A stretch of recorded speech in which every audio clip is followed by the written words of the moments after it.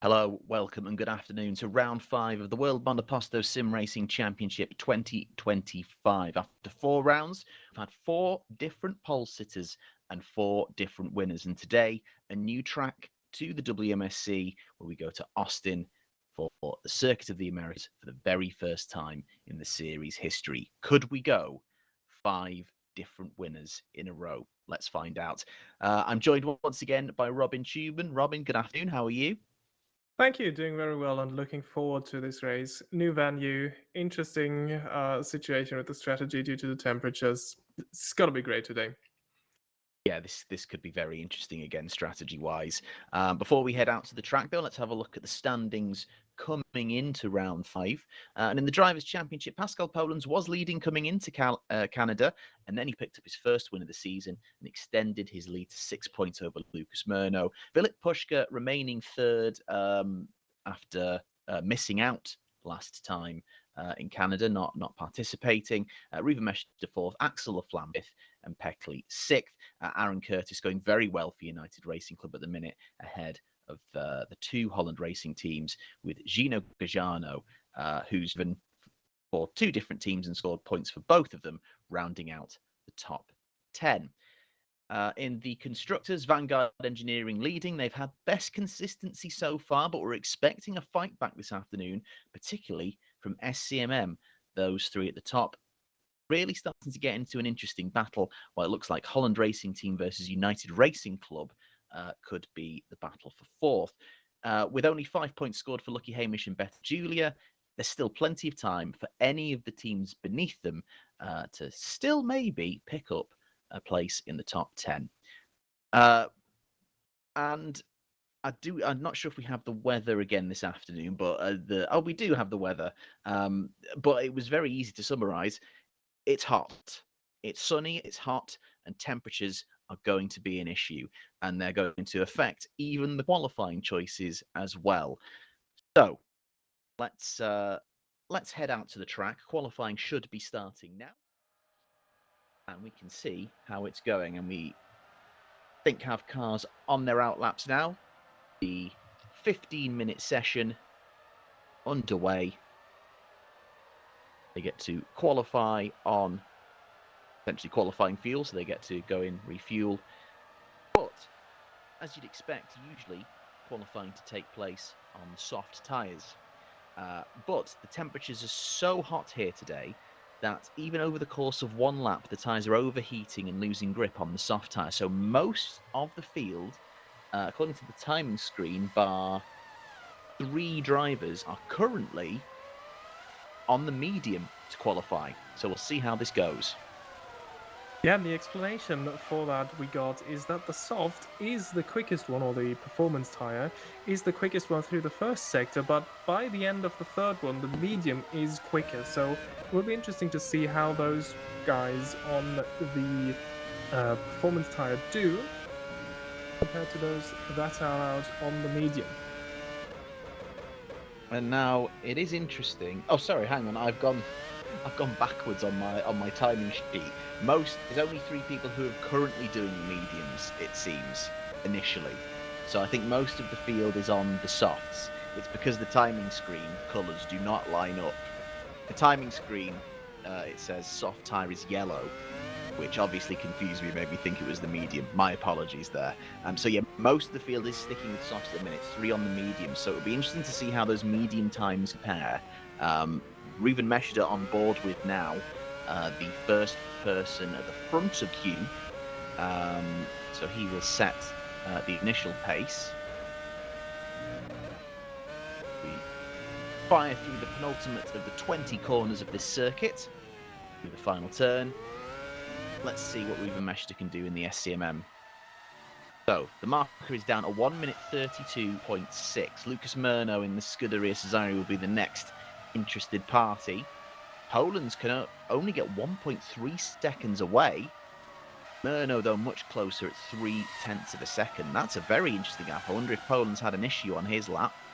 La Flamme, though, is similar time, so maybe Vanguard struggling this afternoon. But we are only 1 lap in, but that's not good early signs. Back to Philip Pushka in the other SCMM, but he does have quite a bit of traffic. In fact, there's people diving out of his way. I think that might have been Meneghetti potentially jumping out the way.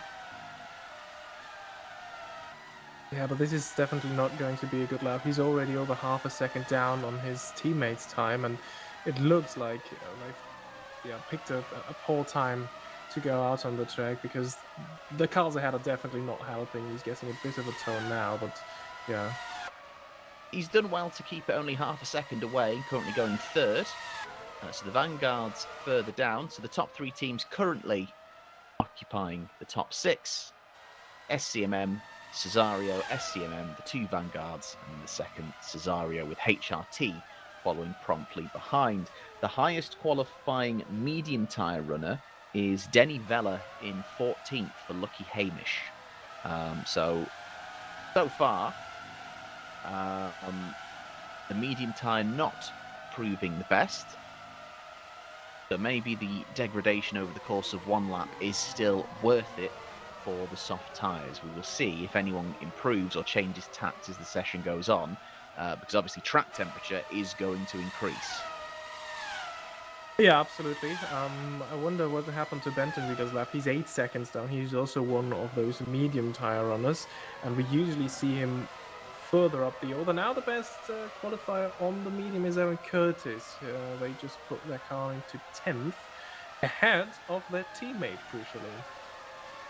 And yes, their teammate also used a soft tyre. So that's interesting. There is performance in the medium.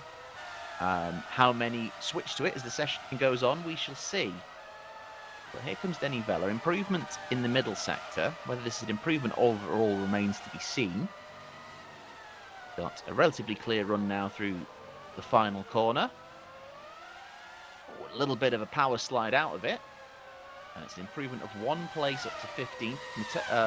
Mateus Machado, with a very solid lap there, up into 8th for Potenza, splitting the HRTs. That's a really good lap for him. Yeah, and speaking of really good laps, this is not one of Diego Meneghetti, who has missed the pit entry, but got it figured out in the end. Gustavo Frigoto in the Bravo Snow Shutton is currently in the top 10, and there is a big upgrade for Bravo Snow Shutton ahead of this race, as they have worked on weight reduction, and maybe just slowly they're getting the hang of it, and they are trying to get closer to those top 10. where points will be awarded at the end of the race. It'll be a big afternoon for them. And Gustavo, who is a point scorer in a previous life in WMSC, currently giving them a really good chance. Reference, Gustavo took part in 7 races in the inaugural season with a best finish of 4th. Portugal, scoring a total of 11 points using the old point system, which only went down to 8th. So he can score points. If he could do it the first time for Bravo Snow Shatton, it would be their first points ever. Harley Self, Velocita Virtuale. We only saw one runner for the Infernal Void Velocita family last time out, so it's good to see Harley back in the seat this afternoon. John Polaro, I can see also there, currently 14th. Now ride on board with Alexander Knezovic down the long straight into turn 11 and 12. Alexander Knezovic obviously missed round 1, but he has been in the points every single race since for HRT, so he's been pretty solid, and hopefully he can continue that today. Pace is looking good. Come out through turn 16, power down. Oh, but the middle sector is not a good one. 2 seconds down. It's very rough. The whole time. And that is not even going to be an improvement on his previous lap. And he's immediately, coming in. Here comes Pascal Pons. Can he shut the gap? Still 1.3 away from the pole time. And again, it's that middle sector that seems to be the problem there. Only 700ths down after sector 1, but 0.6 down to sector 2. Meshida has absolutely hooked up middle sector. It's an improvement, but it doesn't even move in more than 1.3. Oh, closer. And Axel Flam having a big moment. The second person we've seen to have a big moment coming off the curb of 19. The Flam picking up his first pole ever in WMSC last time. The race did not go as smoothly, starting with some contact with Lucas Murno through turn 2 and then being on his roof, but still managed to recover to 5th. Still looking for his first podium with Vanguard Engineering. In the meantime, what could Dominic Rustemeyer do? Does he improve past his teammate? He does for now, knocking Gustavo Frigoto out the top 10. Here comes João Fernando in the other Bravo Snow Shatton. A little bit of toe across the line, and he gets ahead of a substitute driver, Danilo Vaz. Vaz in for Infernal Void this afternoon. A decent lap there by Gabriel Joubert, who is in his second race, up to 19th for him, and he's just a couple of tenths behind his very experienced teammate Danny Weller, so good effort. We haven't seen much from Joubert the last 2 weeks ago, but that was a decent effort for now. Yeah, definitely. He, did pretty well on his debut to, again, only qualify a couple of places down on his very experienced teammate. 13th to 16th for reference. So hopefully he can convert that into a more solid race result this afternoon. And Paolo Alami for Magnum Motorsports. Already down in Sector 1, hoping he can recover things in the middle part of the lap.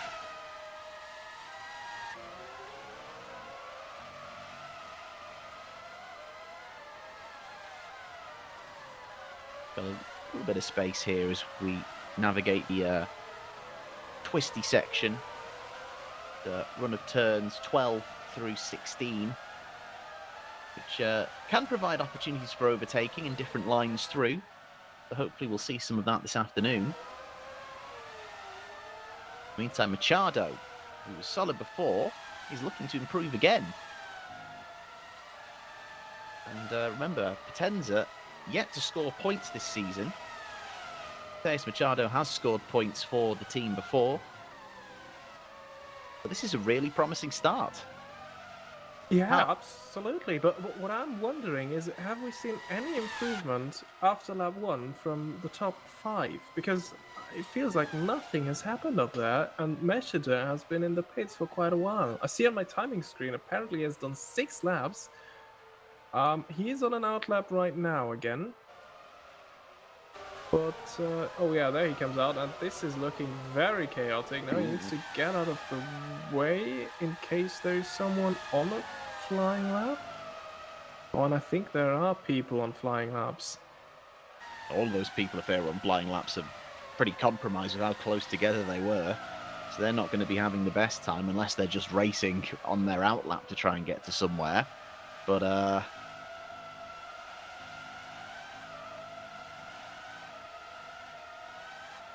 Also on the tire front, I think the option or the medium tire is not an option after all, because only Aaron Curtis is still out on a medium. Even Benton Reader and who was it that also was on the medium for their first run? They are all have gone for the performance sort of soft tire as well. As we're on board with Philip Pushkin, this now is looking like a promising lap. At the moment, he's like a 10th down on his teammates after the first 2 sectors. Now, can he gain anything in this final one? Oh, there is traffic. Makes it well through there. And this could be a very, very good lap that may even put him on the front row for the moment. and it does. Currently, SCMM 1-2.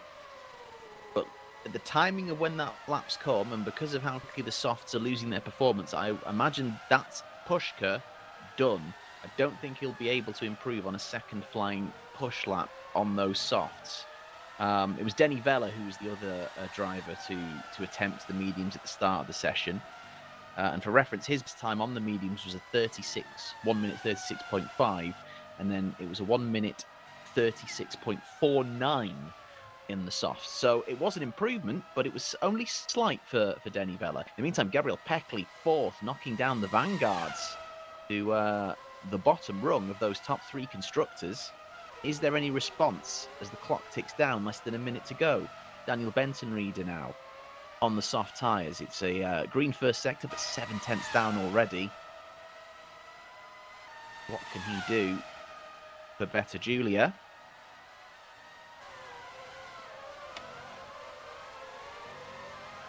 Had his best result of the season so far last time out, finishing 8th.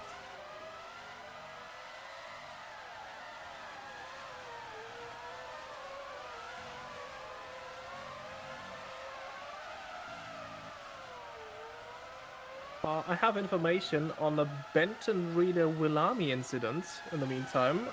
So there has been some situation that will be investigated after qualifying, most likely impeding. So we might get news later on. Interesting. Willami down in 21st at the moment. Oh, and Benton Reader pushes a bit too hard. Fortunately, the checkered flag goes, so that is the end of the session anyway. Benton Reader up 16th. In the meantime, Knezovic looking much more together this lap. Room for improvement here. Does this get him ahead of any of the vanguards? No, it does not. It's a slower final sector. He remains 7th. Here's Lucas Murno, purple first sector, and he's only a 10th down in the middle sector. It seems like the SCMMs have got that middle sector locked up. What can he do throughout these final few corners into turn 20? Towards the line. And it's a slower final sector. Half a second away from pole, only a 10th down on Pushka. Yeah, this is interesting. This is in line with what we heard ahead of qualifying, that once you push through the first 2 sectors, you won't have any tires left in the final one. It happened with Pushkin, it happened with Murno, so let's see how it is with Dominic Rustemeyer. He's also in an overall improvement for the moment. And what that does show is that even though we may have been incorrect about the potential use of the mediums in qualifying, it does show that in the race, the softs are not going to be preferred very often, I don't think, because of how much they're dropping off. In the meantime, Rustemeyer remains 10th. Poland's does improve, but it's only 5th. Vanguard on the back foot this afternoon. The leaders in the Constructors' Championship, Aaron Curtis, can only go to 11th. And it seems like there was some struggles there, improving as the session went on. I think that is everyone who's completed flying laps. So, Reuven Meshida becomes, incredibly, the 5th different pole sitter we have had this season. It's 5 for 5 on different pole sitters. Meshida ahead of Pushka. Then it's Lucas Murno and Gabriel Peckley in the Cesario. Polands and Laflamme for Vanguard. And then Knezovic and Misha Smith in Holland Racing Team. A lovely pattern for that top 8 that is then ruined by Mateus Machado for Potenza Esports, but an incredible result for him. Brilliant ahead of Dominic Rustemeyer for United Racing Club, rounding out the top 10. Teammate Aaron Curtis 11th. Gustavo Fragoso can be very happy with 12th. In the meantime, Maximilian Jaeger outqualifies teammate Daniel Benton-Reeder for the very first time. A great result for him. Jean Pallaro is 14th ahead of Nivella. Benton-Reeder 16th ahead of João Fernando. Danilo Vaz subbing in for Victor B this afternoon is 18th ahead of Harley Self and the Velocita. Gab Jubert is 20th for Lucky Hamish Racing, and then 21st, Paolo Alami and Diogo Meneghetti in Potenza Esports rounding off the grid. Remember, there is an incident between Daniel Benton-Reeder and Paolo Alami to be investigated after qualifying, so there may be a change involving one of those two drivers. So, the omens are good. 5 races, 5 different poles. So, will we have a 5th different winner? It's going to be a hot one and a troublesome one. Join us in a few minutes and we'll be back for the race.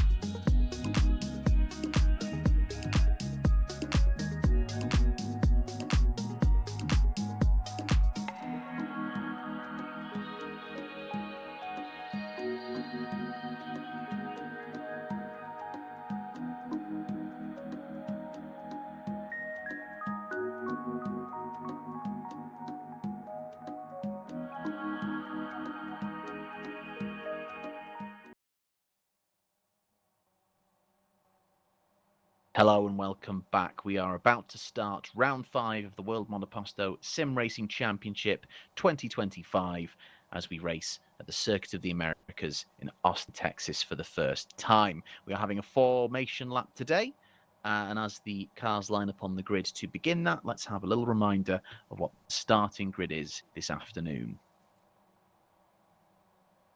Ruben Meshida has made it 5 different pole sitters from 5 qualifying sessions so far, leading an SCMM1 ahead of teammate Philip Pushka, their first time racing together in 2 races. Lucas Murno and Gabriel Peckley making it in all Cesario row 2, Vanguard Engineering occupying row 3, Holland Racing Team very neatly occupying row 4. A great result for Mateus Machado and Potenza Esports in 9th alongside Dominic Rustmeyer. Aaron Curtis is 11th alongside another solid performance from Gustavo Frigoto in Bravo Snow Shatton. They've got upgrades. Can they score their first points this afternoon?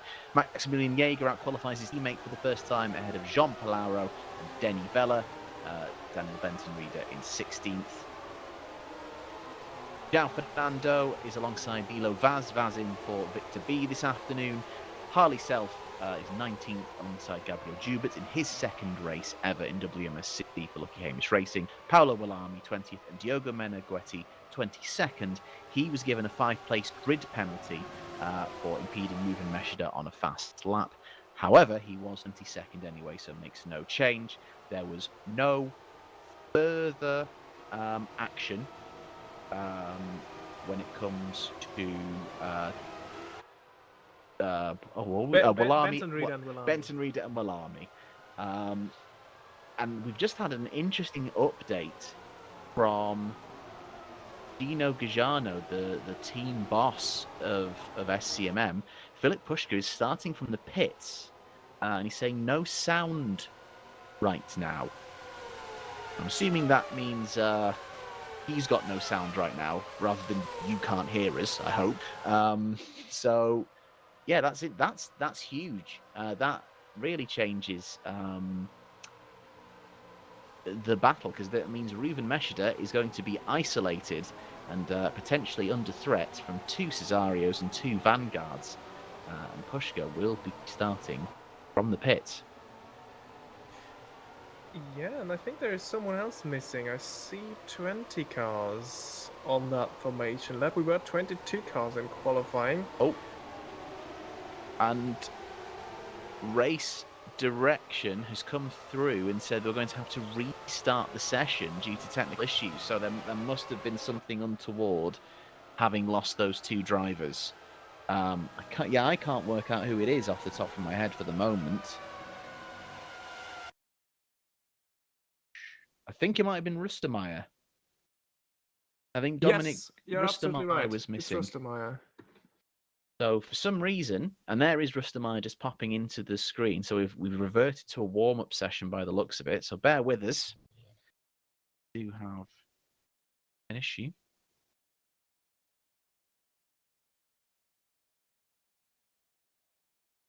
Robin, you're gonna have. We just had a race direction update in German. We had one, and the thing is, it might be worth. So we'll head into another break, and we will be back for the race start.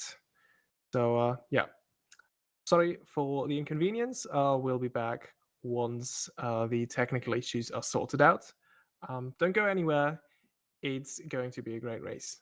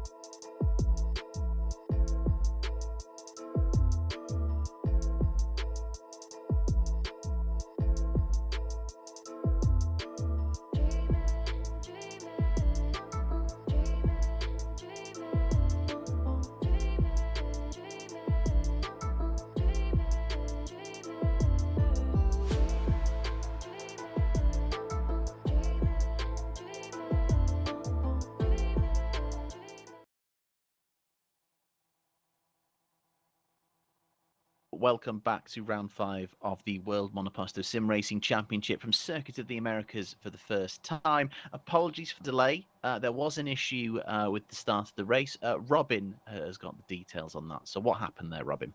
So, we were told by race control that there were disconnects for 2 drivers that were Dominic Rustermeyer and Philip Puschke, and they have restarted the session to let them join back in. But because that was an issue on their side, we've been told, they will be starting from the back of the grid, and you can already see that in the timing tower on the left. Philip Puschke starting 21st instead of 2nd. Dominic Rustermeyer starting 22nd instead of 9th. Sorry. So 10th. 10th. Oh dear, oh dear. It's all right. All wrong, all wrong. But this is the new starting grid as once again they set off for the formation lab. And yeah, hopefully we will be able to start the race this time around without any issues. Fingers crossed indeed. And just trying to have a little look at what tyres everyone is on to start the race. And there's an interesting split. I think it's a rare occasion where there is at least one person using each tyre type. The majority of the grid starting on hard tyres, as expected because of the temperatures this afternoon. The soft tyre, while still the quickest, is degrading very quickly. So they're wanting to minimise their amount of pit stops. Actually, we just had it a little bit of a flashing update. So actually, mostly mediums. Apologies for that little server update. With a couple of people on hard: Knezovic, Jaeger, Polaro, and Jubert himself, all on the hards, as is Puschke, now starting from the back. Rustermeyer, interestingly, the lone person on the soft tyre. So we'll see how long that lasts him. Yeah, I think they're just trying something different to make up for. But now it's updated again. So Harley's self is now shown on the soft tire. Okay, that is an interesting choice. But yeah, I mean, if you're in a Velocita, you might as well try something as well. So I guess they're just rolling the dice here and see how they do. Maybe there is an early safety car like there was in Canada. So there is potential to make up a lot of ground in the first lap and then just stop and run on the hards for the entire rest of the race. Yeah, you do think, is it just the case of doing it and getting it out of the way and then straightforward? It'll be interesting to see how much kind of improv there is on the fly from everyone when they kind of find out how much the tyres do degrade. Yeah, absolutely. And now we see the cars all lining up on the grid, and they're all very close together, as it seems. So Rufen Measured is taking it very slow. I don't think the tire temperatures should be that much of an issue in these conditions here today.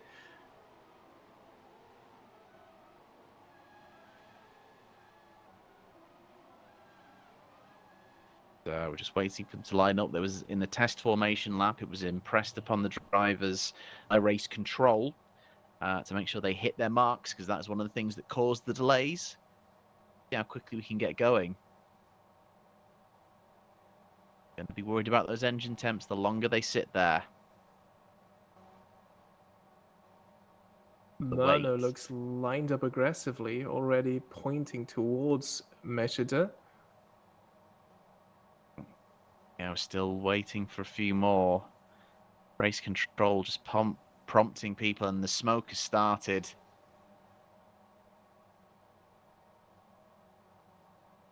This is a problem. Yeah, more and more smoke. Who has not pulled up? Is it that even the issue? I mean, look at how far forward Poland's is, just on the right, the furthest black car. He looks, I would say, almost borderline from where he is. Yeah, absolutely. He's almost over. It looks like Axel Flam could move a bit more forward, but This is going to be. Oh, the lights are coming. Here we go. The revs go up. The lights come on. The smoke is rising.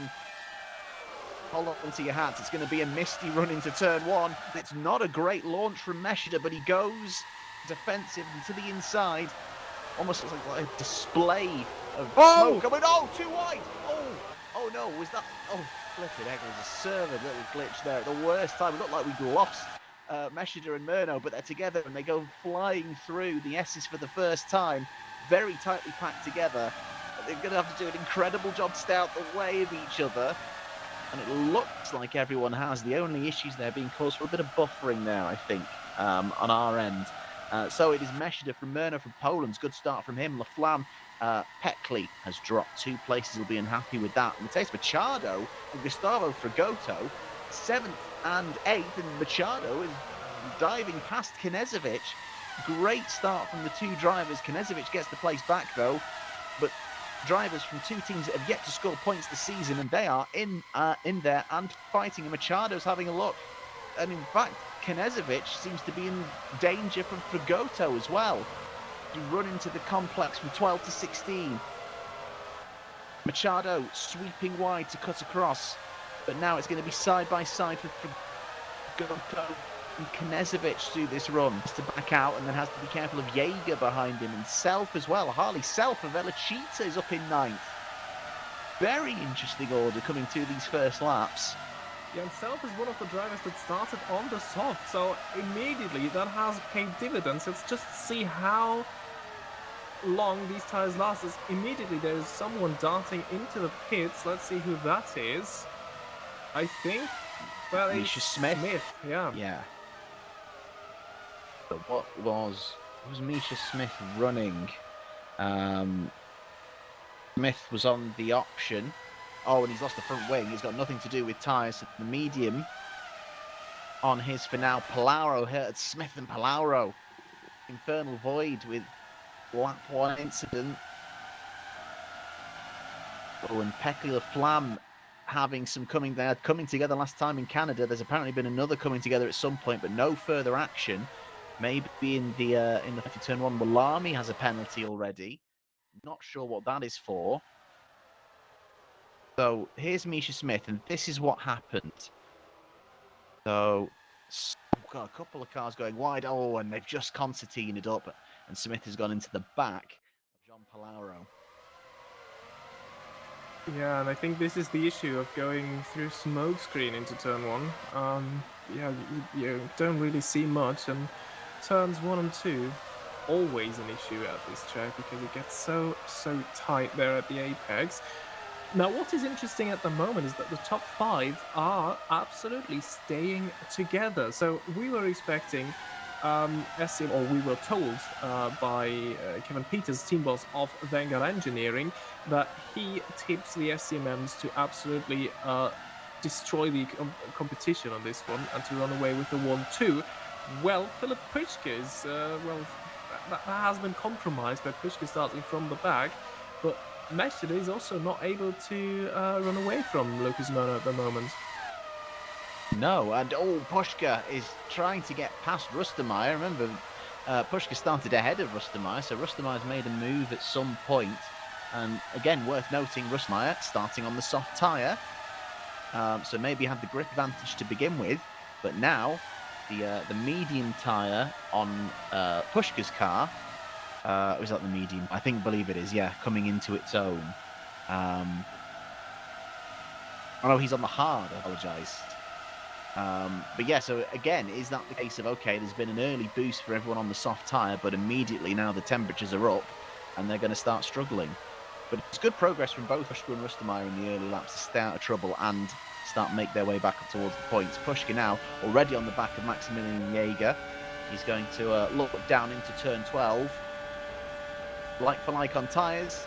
The SCMM does struggle in a straight line though, so he's going to have to get a bit bold on the brakes.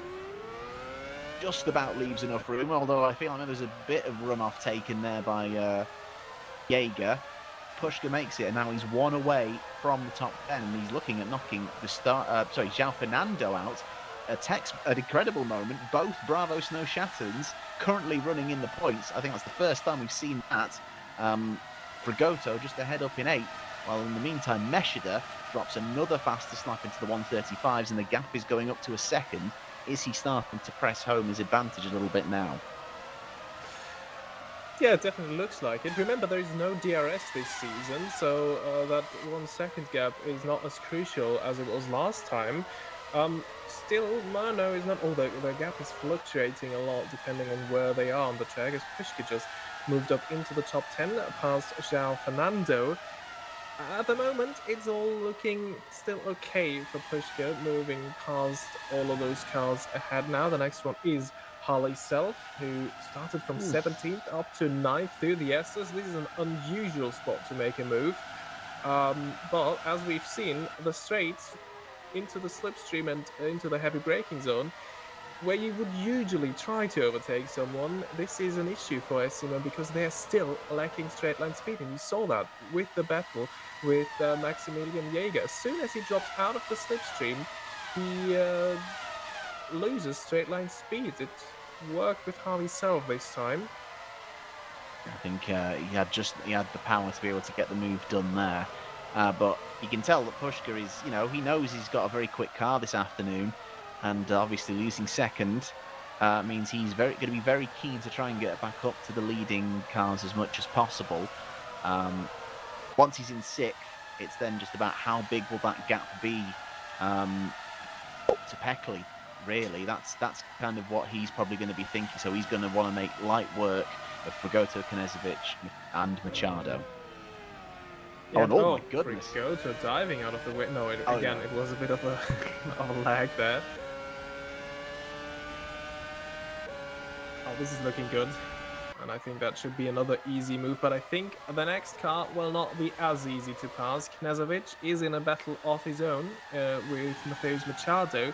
And Knezovic is not the easiest car to pass. So he's now, for the first time, he has to pass one of the top team contenders. So that will be a very interesting battle for P7. It will be indeed. And Machado just ahead on the medium tyre. He's shown really good pace this afternoon.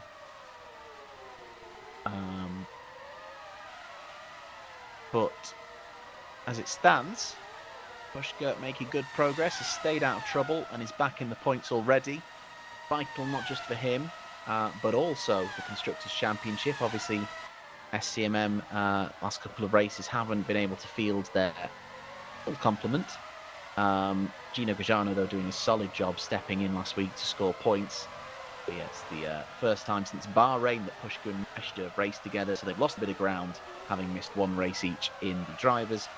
Also, that inconsistency not helpful for the constructors, but this afternoon is a good chance to try and pull that in. So Pushka on damage limitation. In the meantime, Maximilian Jaeger dueling with Denny Vella there and the lucky Hamish. Jaeger having a much better afternoon than his teammate Benton Reader for the first time. It's good to see Jaeger starting to settle in to that better Julia. Oh, and he takes the curb of 19. No, commentators cursed hits hard and quickly. And there's a lot of people getting caught out by that sausage curb on the inside of turn 19, and Maximilian Jaeger has just become the next victim. And there is another battle between Rustermeyer and Self. Now, I think that is the soft tire already going off the cliff as Rustermeyer. Well, I say that, but Rustermeyer is on the soft as well. So for Self, it seems to be going backwards at the moment. Yeah, these two are the highest running soft tyre users out there at the moment. And actually, apart from Jean Palaura, they were the only ones apart from Jean Palaura who's running at the back. In the meantime, Meshta, though, slowly eking out the gap, 2.3.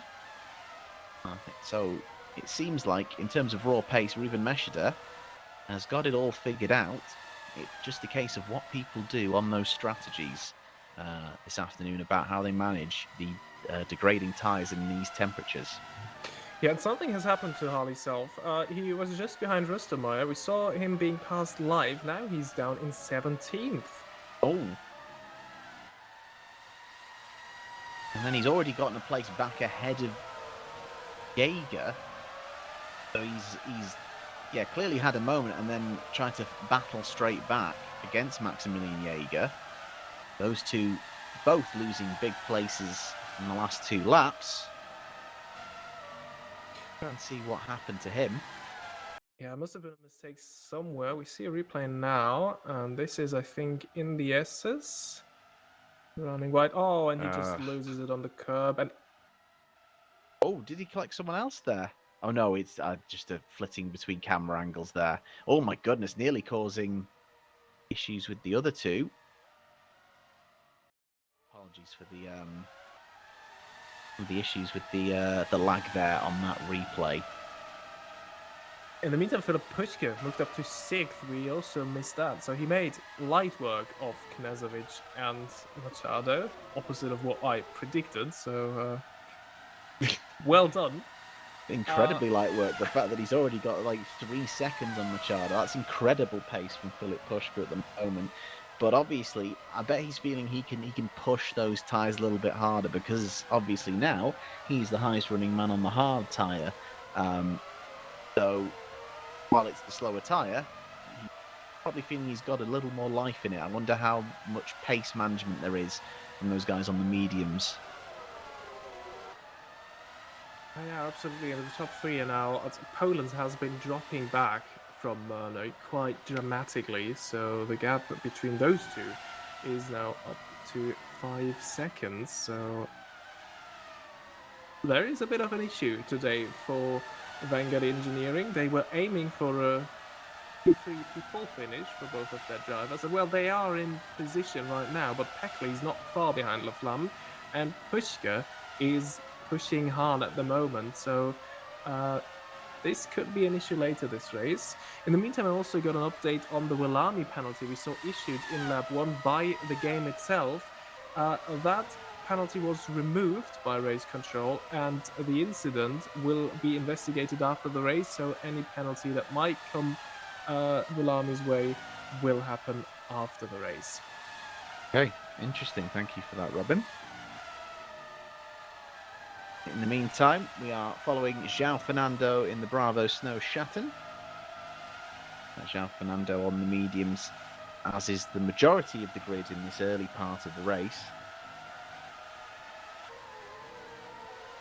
His teammate currently running in the points. He's not far away. Hoping he can build from here. Bravo Snow Schatten looking for their first point of the season. An update on Knezovic. He's past Machado, so Machado's down, but it's good pace from both Machado and Frigoto at the moment. But Frigoto is immediately under pressure from Dominic Rustmeyer, and Rustmeyer on those super softs. Can he find a way through? He's clearly still got some rubber to attack with.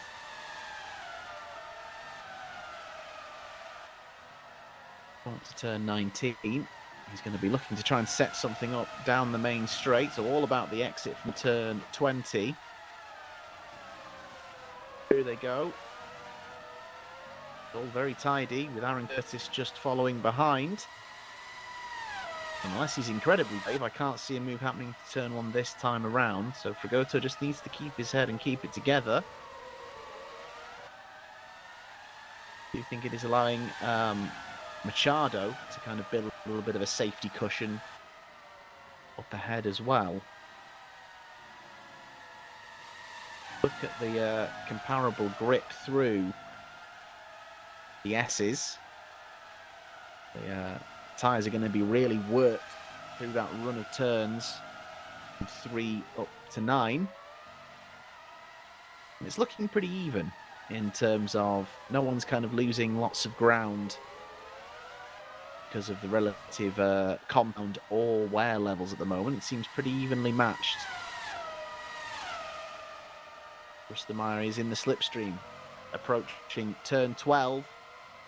Frigoto goes defensive. Rustmeyer to the outside. Can he try and sweep round? Oh, it's late braking from Frigoto. Does a bit of a elbows out, nudging Rustmeyer wide. And he keeps it together, but now Aaron Curtis is about to join the party as well. They will follow line of stern out through 16. But Rustemeyer is a lot closer. Can he stay close through 17 and 18? Two fast sweeping right-handers. Try and build an opportunity. Again, looking ahead to turn 1. Through 19 we go. Everyone avoiding that sausage curb. But Rustemeyer dives in. And the softs are done for him after just 10 laps. But this is interesting. We were told before this race that around 10 laps on the same tire that there is an undercut potential of 2 seconds. So independent of which tire you're on. So that is interesting. So the tires seem to be a bit more durable than what was predicted ahead of this race. Just judging by Rustemeyer being able to do 10 laps on the super soft and staying ahead of his teammate, who he started behind at the beginning of this race. So, well done, Dominic Rustemeyer. Incredible bit of tire management there in the first stint. Indeed, and timing sheet at the moment says he has switched to the medium. Does seem like the preferred choice, and it'll be interesting, will that just be his choice for the rest of the race? I imagine so. Now Curtis picks up the fight. Another United Racing Club versus Fragoto fight, and it's almost exactly the same. Defended to the inside by Fragoto. Curtis doesn't hang it out around the outside now, but Curtis very close to the rear wing of Fragoto. Right on board now, through 16.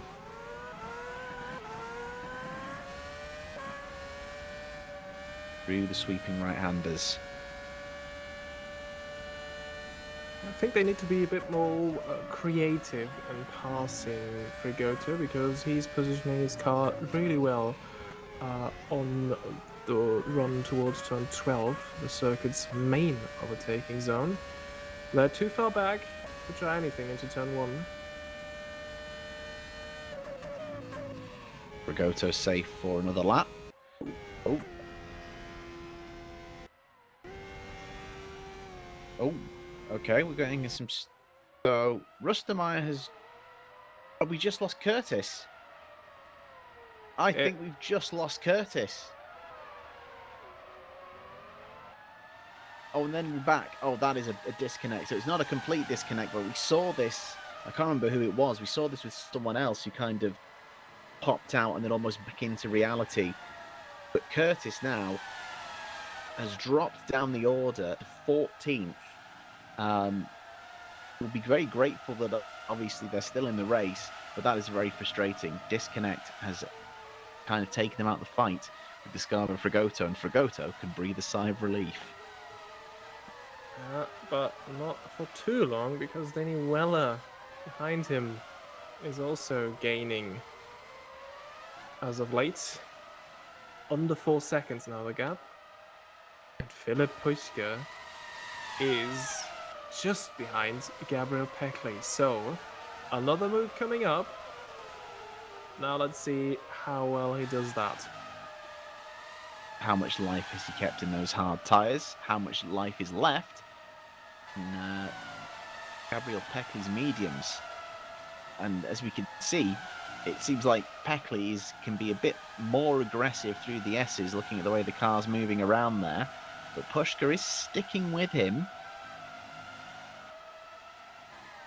Yeah, I was about to say, so it looks quick how Peckley's taking these S's, but a bit more loose, whilst Puschke is like really close to the apex every time. So this might already be Puschke's first opportunity. Been able to craft a chance very early on. He goes to the inside. And it looks like he's going to get it done very, very swiftly indeed. Philip Puschke is a man on the charge. Got traffic to deal with though immediately, and we'll be hoping that they move out of the way very promptly, and they do. But I feel like it has just caused someone to lose a position there, potentially, unless someone was an additional lap down already. I don't think is the case. Jubitin in the meantime for Lucky Hamish Racing. And Batmarker's currently being quite well behaved, it seems. Puschke was able to get through and open out the gap, and now he's going to go chasing down Axel Laflamme in fourth. In the meantime, we've got Curtis trying to recover from the disconnect, with Jaeger recovering from his dice with the sausage curb. And then Misha Smith, who's also on the recovery from their lap one incident with Palaro. That's a brave move for Smith. He just kind of ran it out a little bit wide. There's a little bit of contact, but again, Jaeger is very fair with giving the space, it has to be said. And Misha Smith, for the second race in a row, having to come back from a lap one incident to try and recover something. He didn't really have the pace in Canada. I think he was maybe dealing with some kind of damage throughout, but this time he's making his way back through quite nicely, and he's now going to try and chase down Smith by the looks of it. Yeah, it almost looks like Misha Smith has taken the poor luck over from Benedetto Vacciali, where he drove last year, to another orange car with all of the lap one incidents. But he did well to recover in Canada.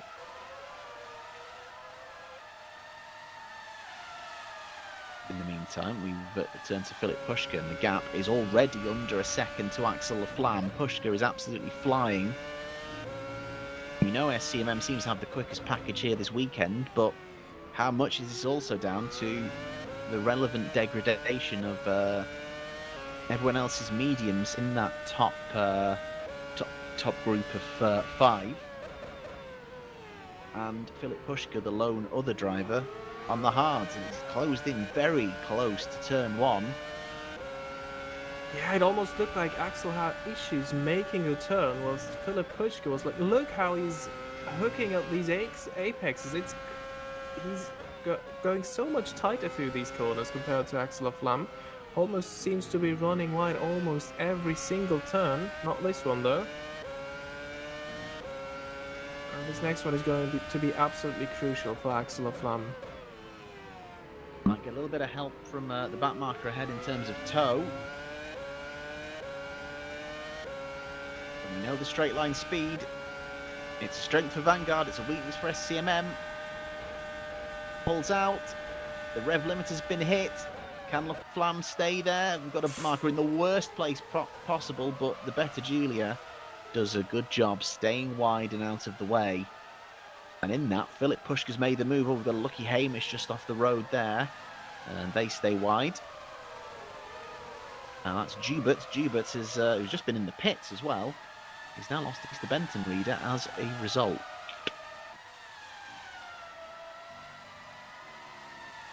But Pushka's progress is incredible, and Poland's is in. Pascal Poland's, after 15 laps, the first of the top medium runners come in and make a pit stop. Yes, let's see what tyre this will be. 15 laps for the medium.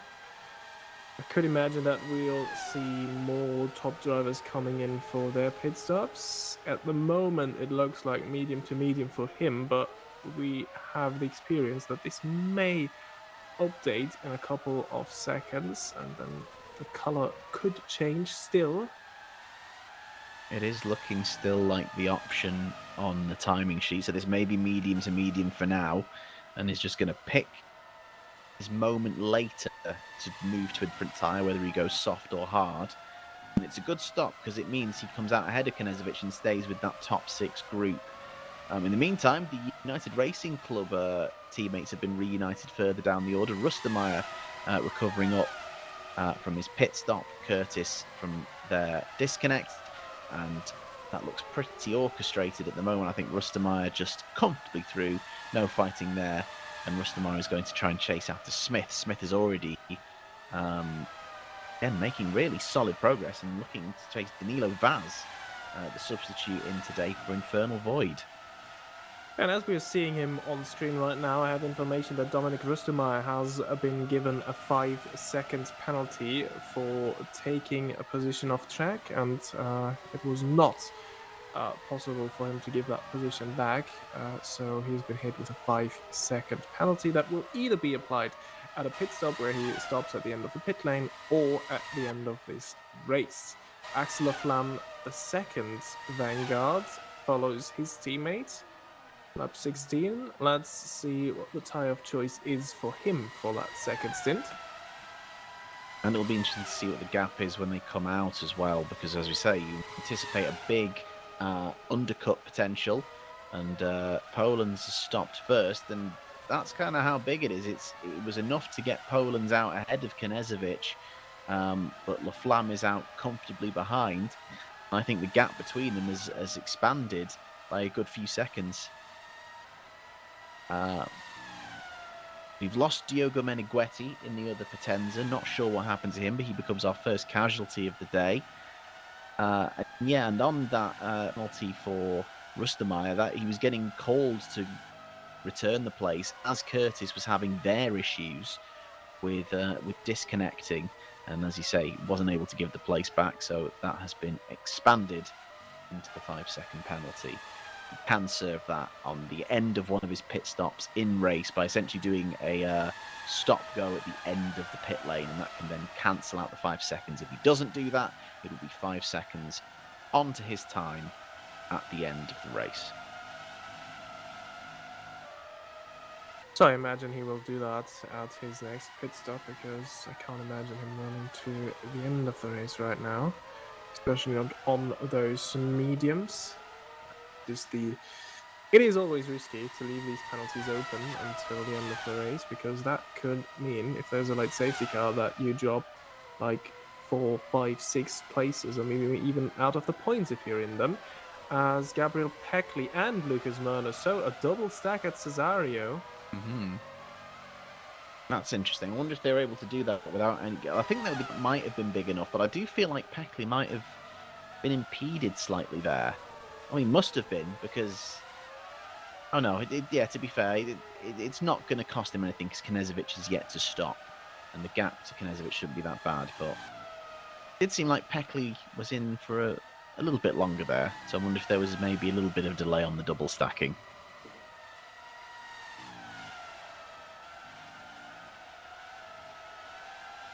Denny Vella also in the pits from 9th in Lucky Hamish. Couple of opportunities for drivers and teams who haven't scored points this season to pick up something from 7th onwards. But then you have people like Misha Smith and Dominic Rustemeyer powering back through the order, looking to kind of take points that they have been quite consistent at scoring this season. It'll be interesting to see how that plays out. Denny Vella, in the meantime, onto the hard tyre. And the race leader, I believe, is coming into the pits. And there we go. Ruben Meshida. Looks like a medium for him. Philip Pushkin now takes the lead on the hard tyres. So, after starting second to last, after his disconnect in the original formation lap, Philip Pushkin leads the race from teammate Ruben Meshida, but obviously Pushkin had to stop. What's his pace going to be like now compared to everyone behind him on the fresh mediums? How long can he extend this hard stint? But that is a solid recovery for him, and he could be on very much for a podium this afternoon, the way he's going. Yeah, absolutely. And talking of tires, Scuderia Cesario are rolling the dice. Both of their cars have re-entered on the performance, meaning the softest tire available. So they must have seen what Self and Rustemeyer were able to do on those softs, and they opted to actually go for them now. It's very interesting that both of them have gone for it. They've not even tried to split. They've thought, you know what, we're going to try and reel people in. We just had a warning from race control for Jean Pilar on blue flags. Hopefully, if he can stay out of the way, he won't have any more issues there. In fact, the note, this is Peckley, fighting Knežević. And a lovely little switch move from Peckley. He's going to the outside of 13. Can Knežević try and hang on? Peckley's going to try and send it all the way around. And unsurprisingly, he uses the fresh rip on his new performance tyres.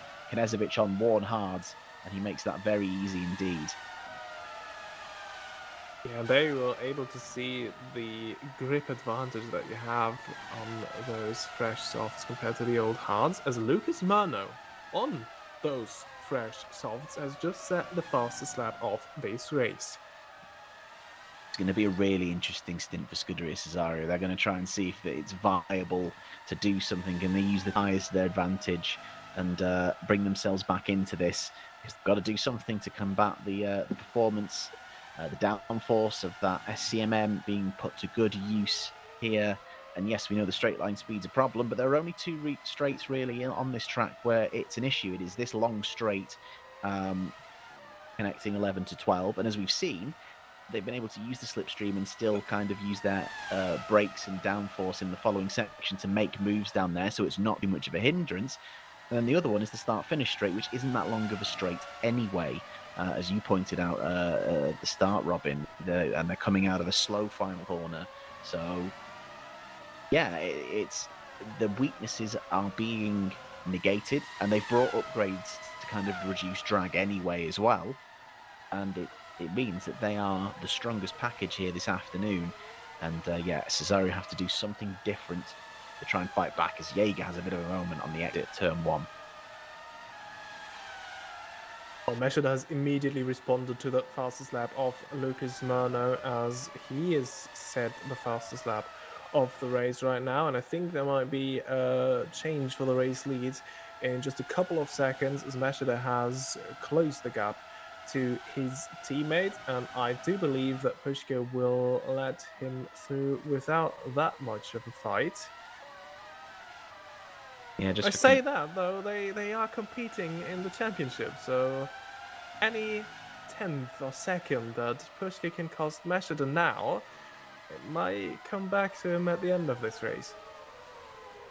yeah, because of course Reuven has to pick another tyre to go onto at some point, whereas Pushka's got the hard tyre on. He can move to the medium and stay there, but here comes Meshida now pulling out.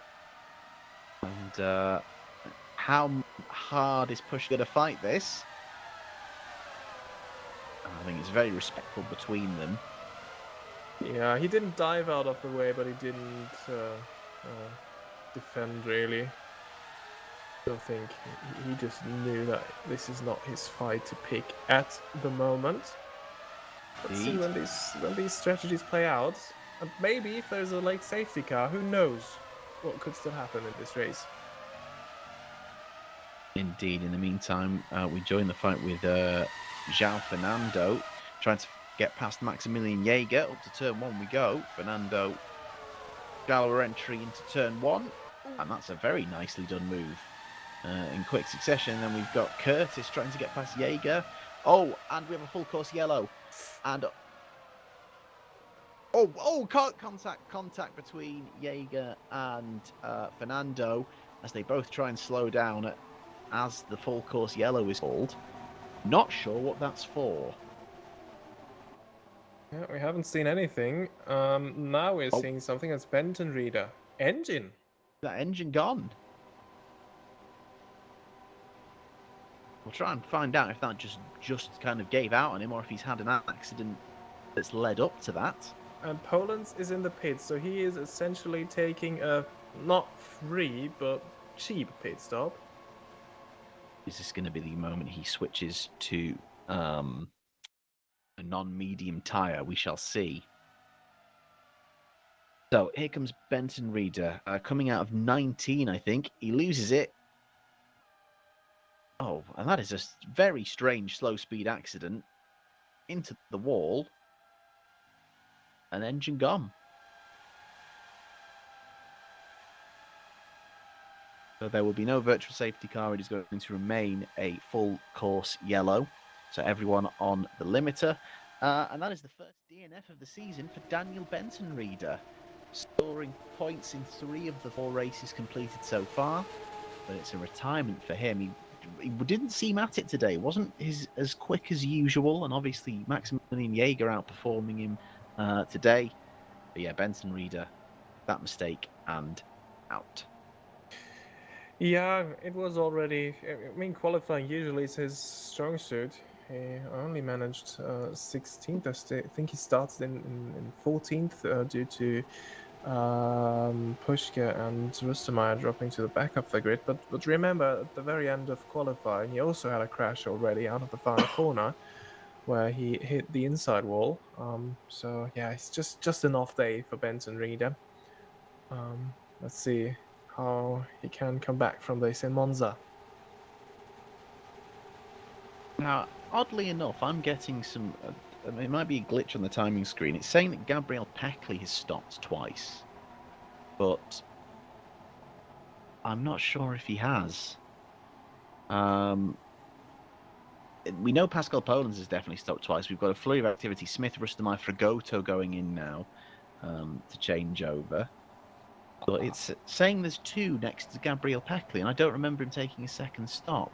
But it could very well be that he did that now under full course yellow, as everyone has to go at reduced speed. He overtook Knezovic, and essentially he was able to do a free pit stop then, because Knezovic has been to the pits as well. He went for another hard tire, so Knezovic definitely still to pit once. And Peckley, well, he just went for another fresh set of performance tires. Well, I'm looking Why not? we're looking at our race view timing screen, and it's still showing that he's got that same set of performance tires on. So has he gone in the pits for something else and not changed tires potentially? Because it doesn't say he's got another set.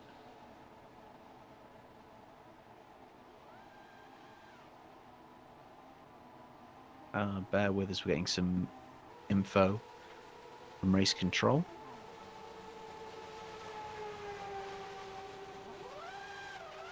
And it was just an update on the collision you saw as the full course yellow was caused. No further action there. SCMM stopping, both of them do. We've got the Cesario coming in behind. That's Murno. And Murno changes tyres and comes out just ahead of, I think that's the lapped car of Palauro.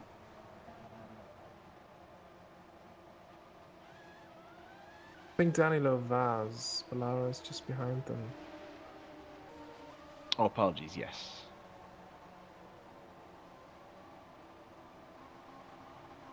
Both Better Julies can retire the car. Jaeger's out. Yeah, but it looked like Jaeger was in the pits. At least it looked like that on the timing screen. So now it's Laflamme in, and Laflamme has gone for the performance soft tire. Interesting. And so this is interesting. We've had an update from race control. Engine for both of them. The engine died for both the Better Julies, and we knew that brake cooling was an issue, but engine temperature is clearly an issue for them as well. And for the first time this season, it is a double DNF for Better Julia, and that's a car that can definitely score points this afternoon. So people like Machado, Fragoto, Weller, who are on the fringes of points, they'll be quite happy to see those two cars out of the running this afternoon. But yeah, first double DNF of the season for Better Julia. And shame for Maximilian Jaeger.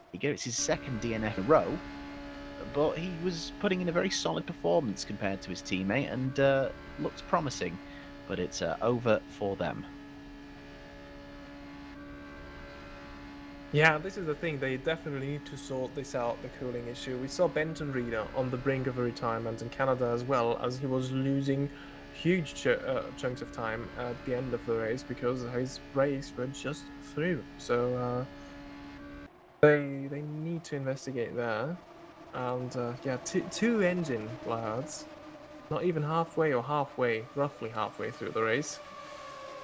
So full course yellow is ending, and we are racing. So the strategy is now very much changed at the top. Ruben Meshida and Philip Pushka are now on the same tyre and on the same life of tyre. So that means Pushka has essentially just managed to regain P2, and they are both running new sets of hard tyres, and they can run as long as they can. However, the difference is Philip Pushka will definitely have to stop again because he's not used anything but the hard tyre, whereas Meshida has used two different compounds. Now, I don't think he'll be able to get those hards to the end of the race from here, but it does mean there is some variation coming in strategy potentially. And then behind, you have Lucas Murno, who's now got fresh super soft tyres, which this is where the roll of the dice for Cesario comes in, because now Murno's going to try and make this fresh window for those super softs work. Can he reel in Pushka and start to cause some problems? In the meantime, Poland's on the medium, Laflamme on the soft tyre, Peckley on the soft tyre. So again, a bit of divergence, but they've not virtual safety car, full course yellow, sorry, has shook up the strategic board a little bit. Yeah, and remember what we said, just one safety car and Pushka's back in the running. Well, it wasn't safety car, but it has just happened. Still in his advantage Meshida, as he pointed out, because he has a choice of tyre, whilst Pushka, at one point, will have to go for a medium or a soft. Absolutely, and thank you to Max Hayu and team boss of Cesario and Beta Julia there. Daniel's wheel turned off and had problems, which is a good point, because actually on the replay we saw his wheel kind of pointing like firmly in one direction, which is a kind of sign of hardware issues. So that's what caused it for Daniel Benton Reader. Then, because he stopped in the heat, the engine has clearly just gone up in smoke as he stopped in wall. Meshida's just gone off the track out of turn 13, 14. I think Pushka's been gaining a bit from that. We were just able to see at the bottom of our screen a couple of seconds ago. It's interesting. Is Pushka about to put his teammate under pressure? Is Meshida feeling it now for the first time? Now he has Philip Pushka behind him. And both these drivers have won one race each so far this season already. Ruben Meshida winning round 1 in Australia, and Pushka not feeling very well, but coming out in a chaotic, rain-soaked Kyle Army to win there. This is huge for them. In the meantime, Murno is still holding it about so the gap is slightly going up, so I don't know if Murno is able to kind of bridge the gap to Pushka with those super softs. No, we saw that after the first round of pit stops, Murno was able to put in one fastest lap of the race, but immediately Mashida responded with an even faster one.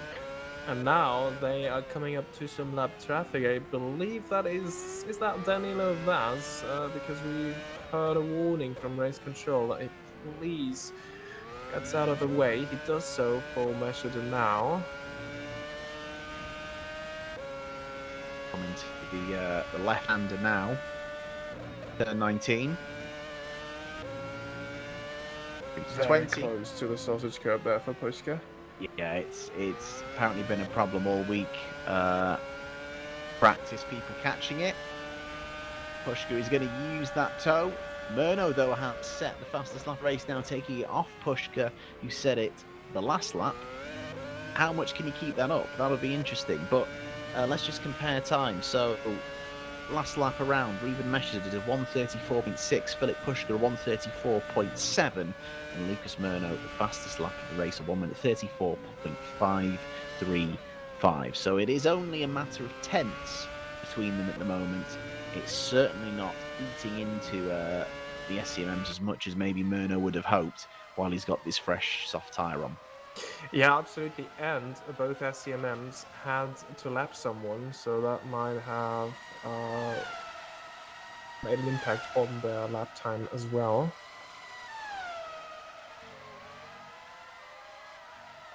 At the minute, SCMM are just kind of holding station, just very comparable pace.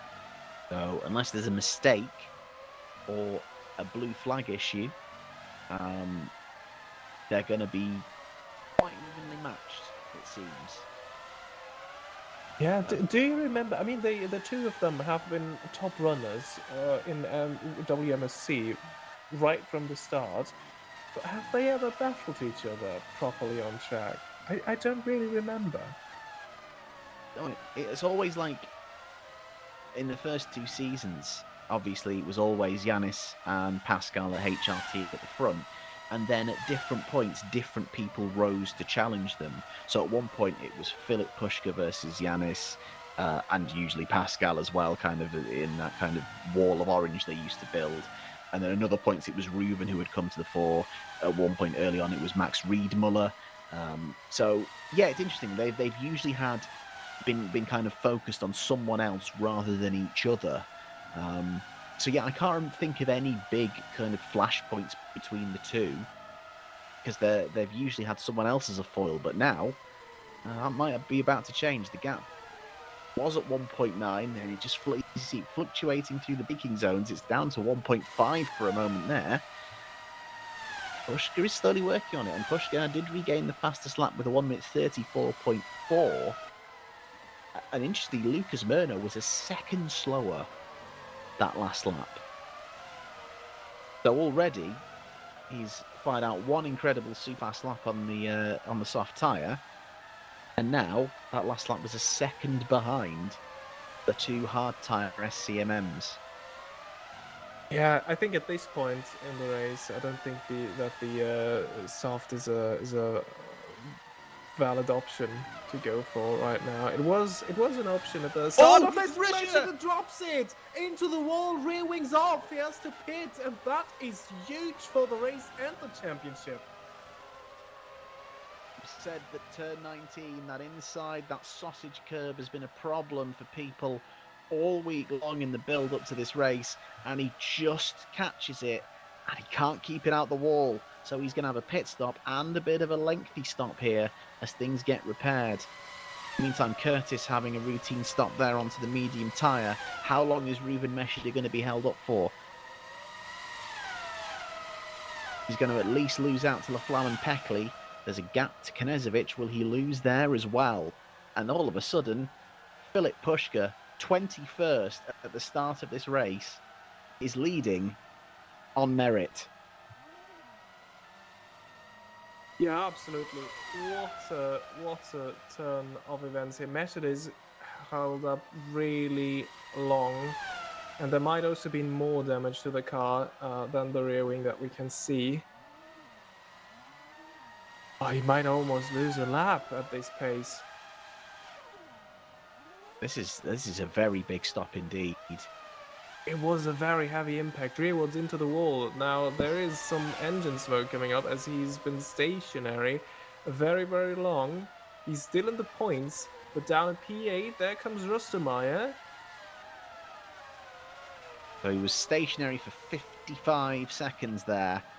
Hopefully the cooling will start to kick in and his ceremonial smoke will stop. That is looking very hefty at the moment.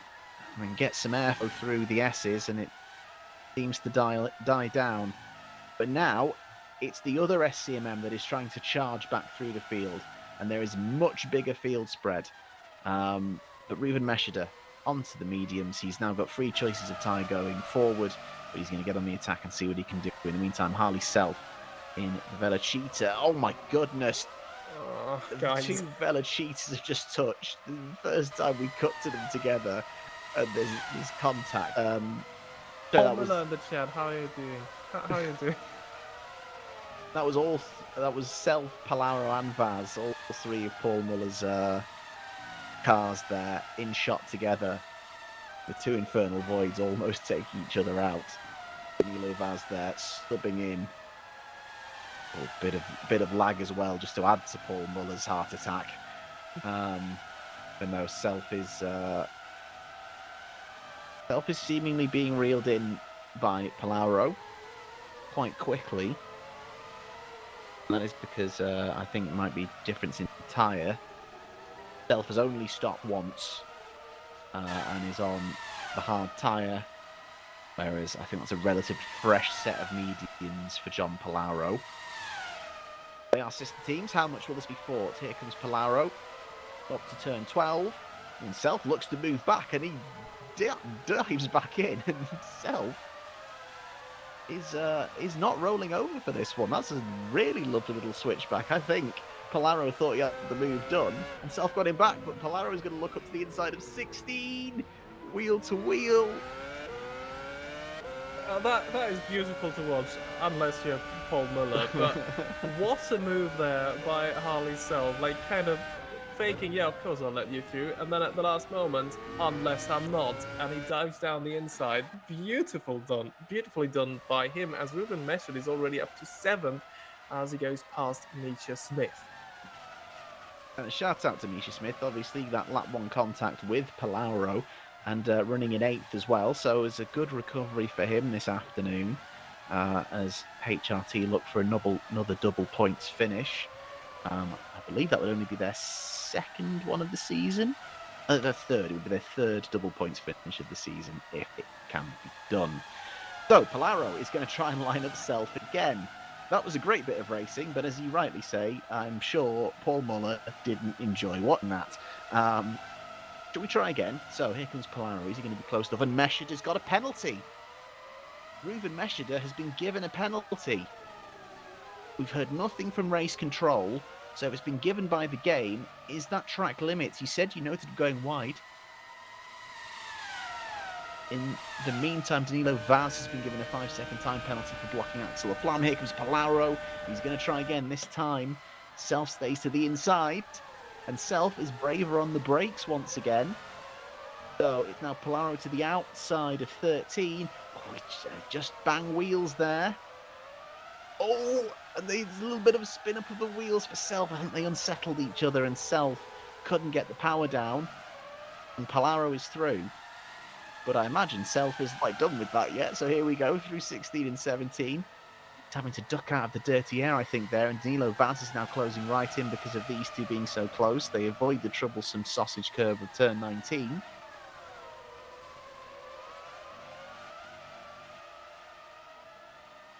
Laflamme is in the pits again in the meantime. He was on the soft tyre, so he's ditched that and back to the medium. It was mentioned by Kevin Peters that in terms of tyre strategy, because of the amount of wear on these tyres, they were just kind of winging it and playing it by ear this afternoon. So mediums for him. He's got a free choice to the end of the race. I wonder if we'll see him off anything but. Yellow flag up ahead. Oh no.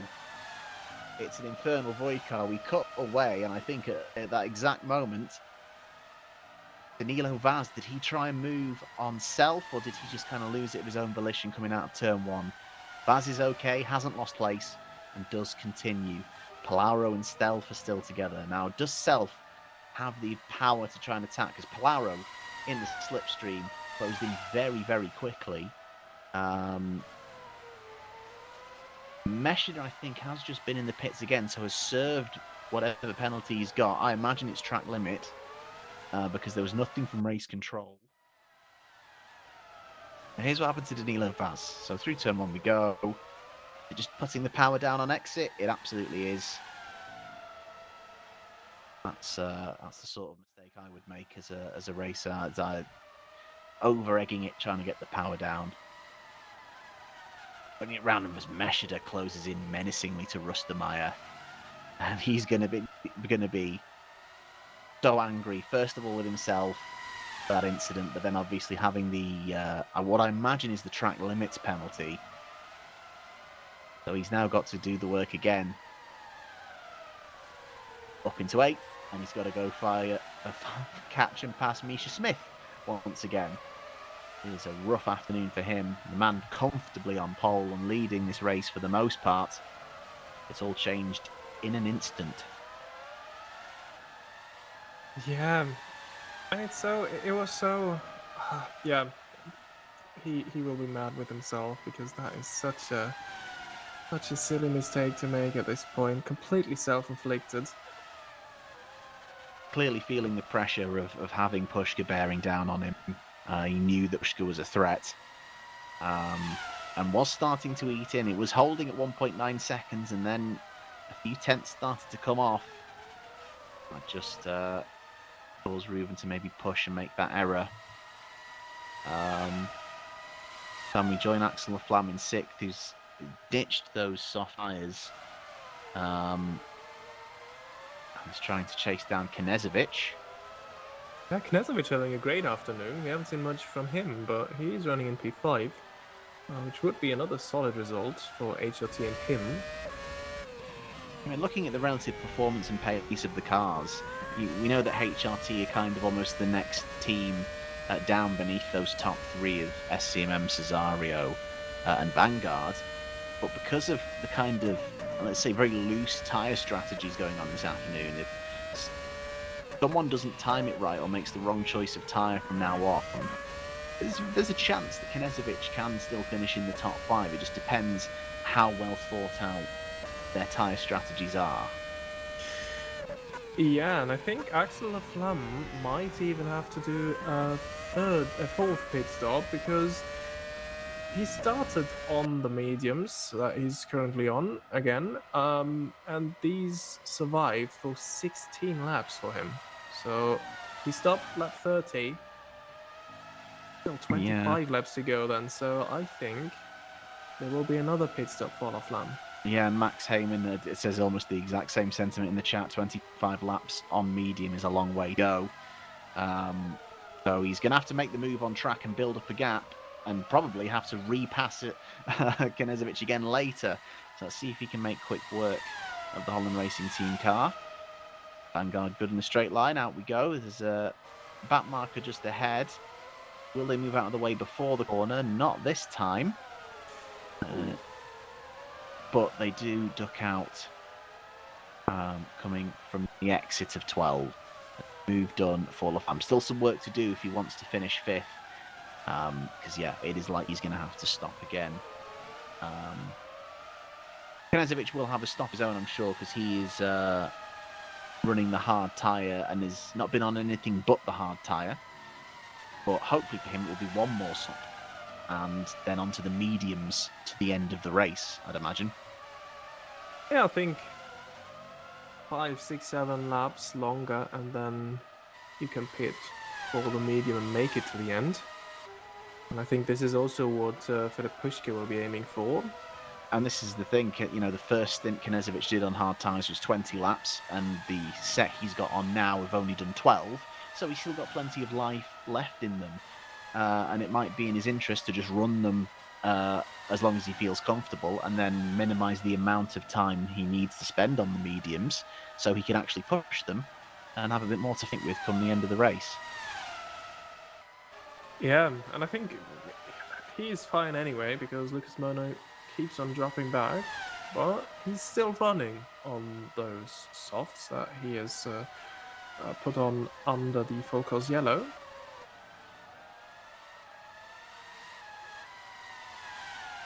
Meshida has once again reeled in Misha Smith. Smith running on hard tyres, moving Meshida on much fresher mediums, which he had to strap on because of that stop. Oh my goodness, the closing speed and the angle made it look like Ruben Meshida wasn't going to actually get it slowed down in time, but he does.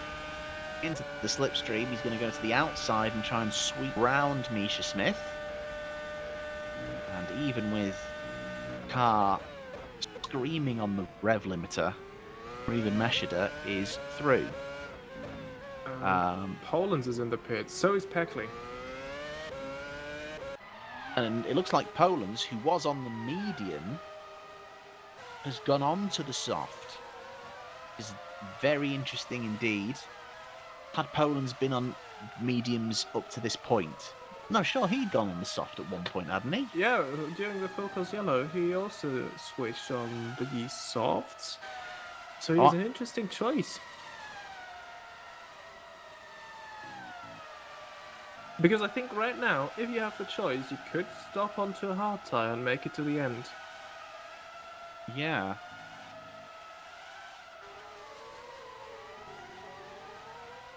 And in the meantime, Filip Puška is showing that, you know, the hard tyre is no slouch. He's out the front, lapping very competitively compared to a lot of those runners behind him. Lucas Murno into the pits now to ditch his softs. What does he go for?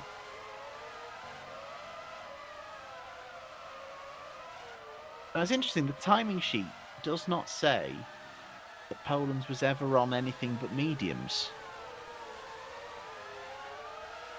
So was there a graphical glitch that we saw briefly said softs, and actually he's just run mediums, and that's why he's on the softs now? Well, I do remember that he did pit for actually checking in race view, I see that for everyone. So I'm pretty sure he was on the softs earlier. Okay, that's strange. Oh, and Danilo Vaz has retired. I'm not sure what's happened there. We've had no issue, no race control warning, but Danilo Vaz is out, which is a shame. That's not doing too bad for a substitute stand-in. Long-time viewers might remember Danilo Vaz for his other appearance in WMSC, where he raced for... Who was it he raced for now? For Cesario, and ended up getting disqualified and a one-race ban at Monaco after a bad-tempered moment coming down to the Nouvelle chicane. Yeah, I think it was with Kurt here in the tunnel, right? Yes, It was that a was it. caustic. Yeah, so a much better performance. A shame it's ended for him this afternoon. In the meantime, Peckley is fighting with Knezovic, and Peckley using those fresh tyres to good advantage.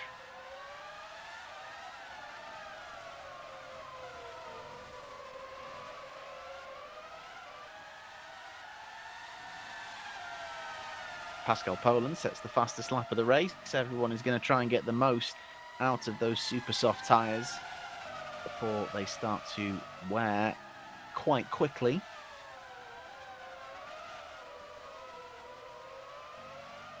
Lucas Murner has also put on another set of softs as well. So I think we'll see him in the pits as well.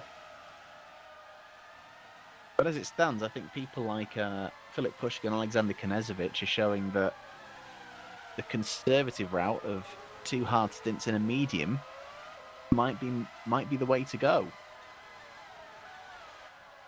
Yeah, absolutely. I still think Knezovic is doing really well. I mean, Puchki is Paulo Wilami is missing a front wing.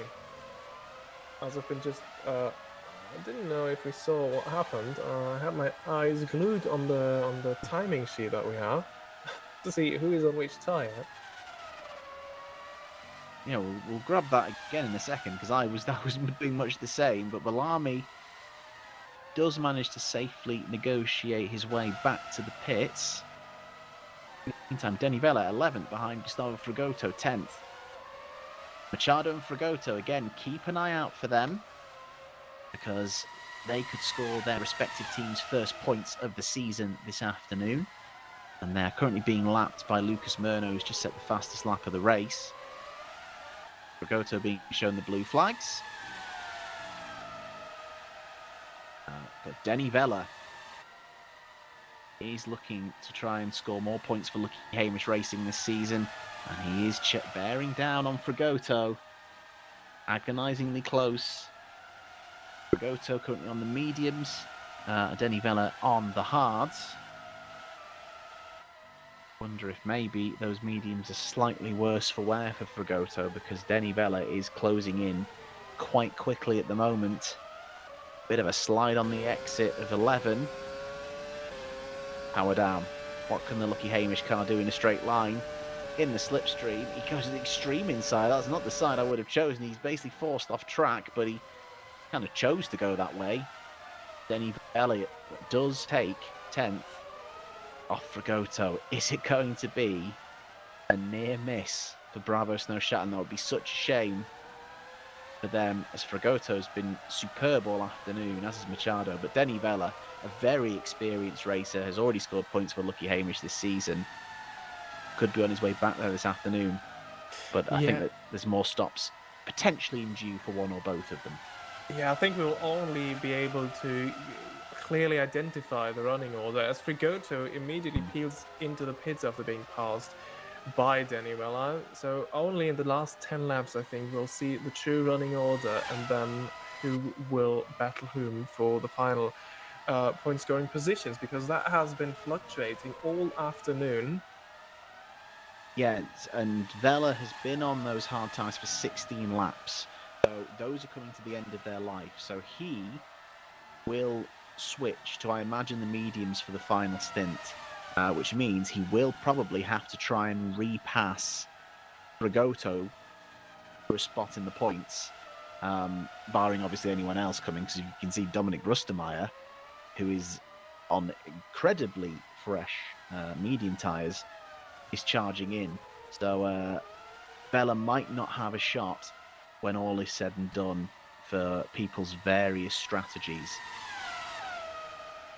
I don't think Rustemeyer should be okay to get to the end on these mediums, potentially.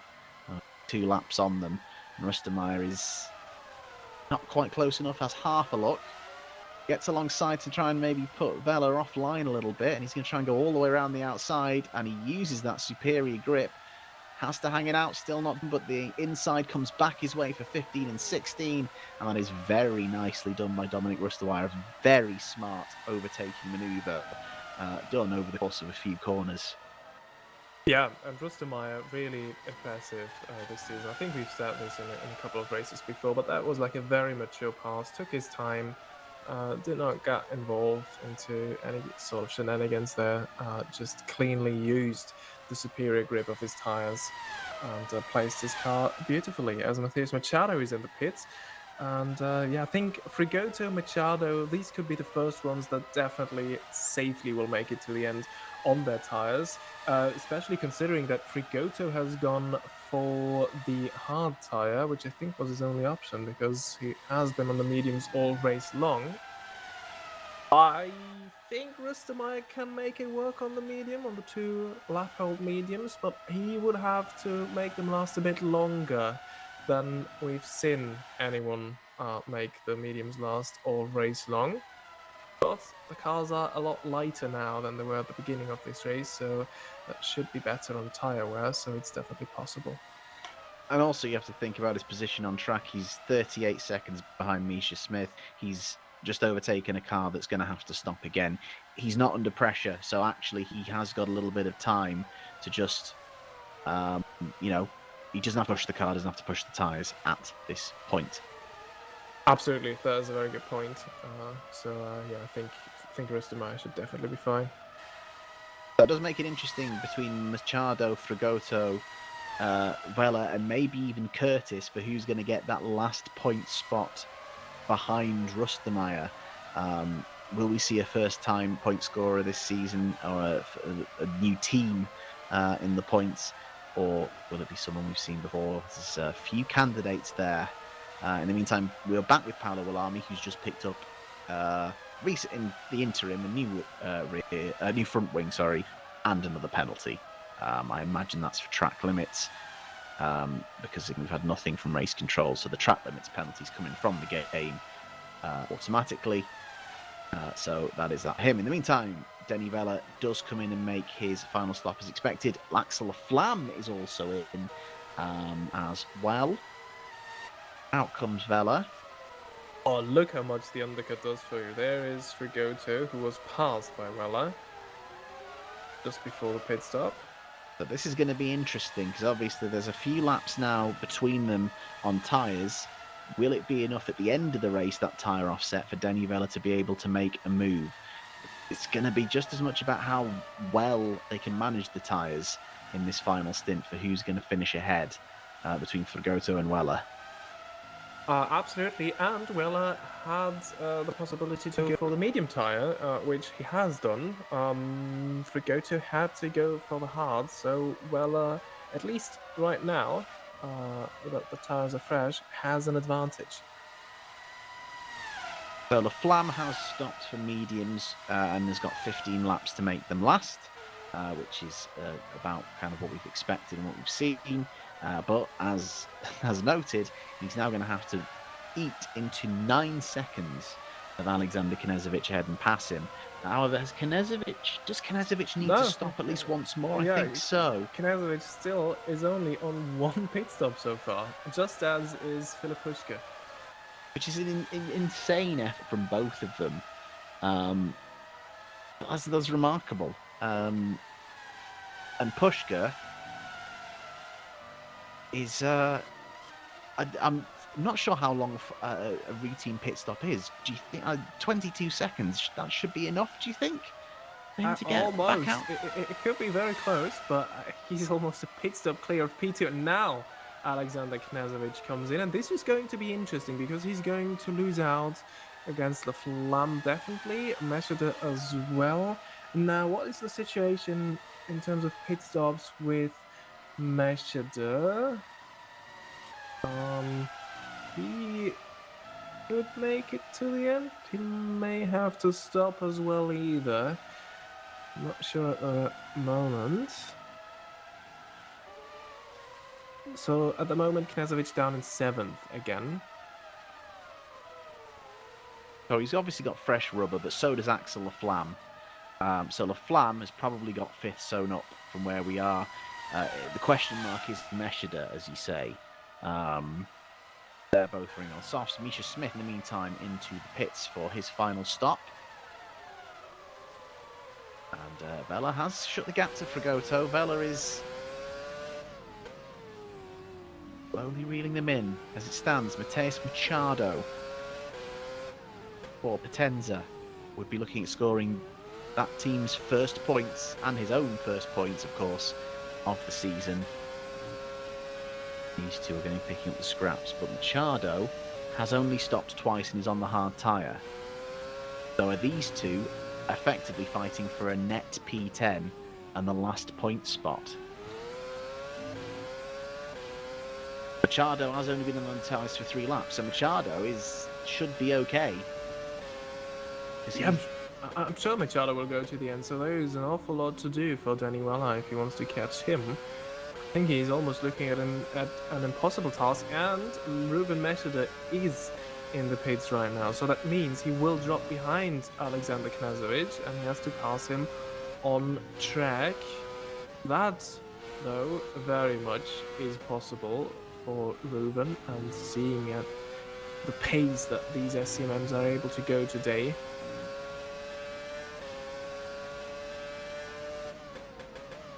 So we've got 3 drivers in that top 7, still on the super soft.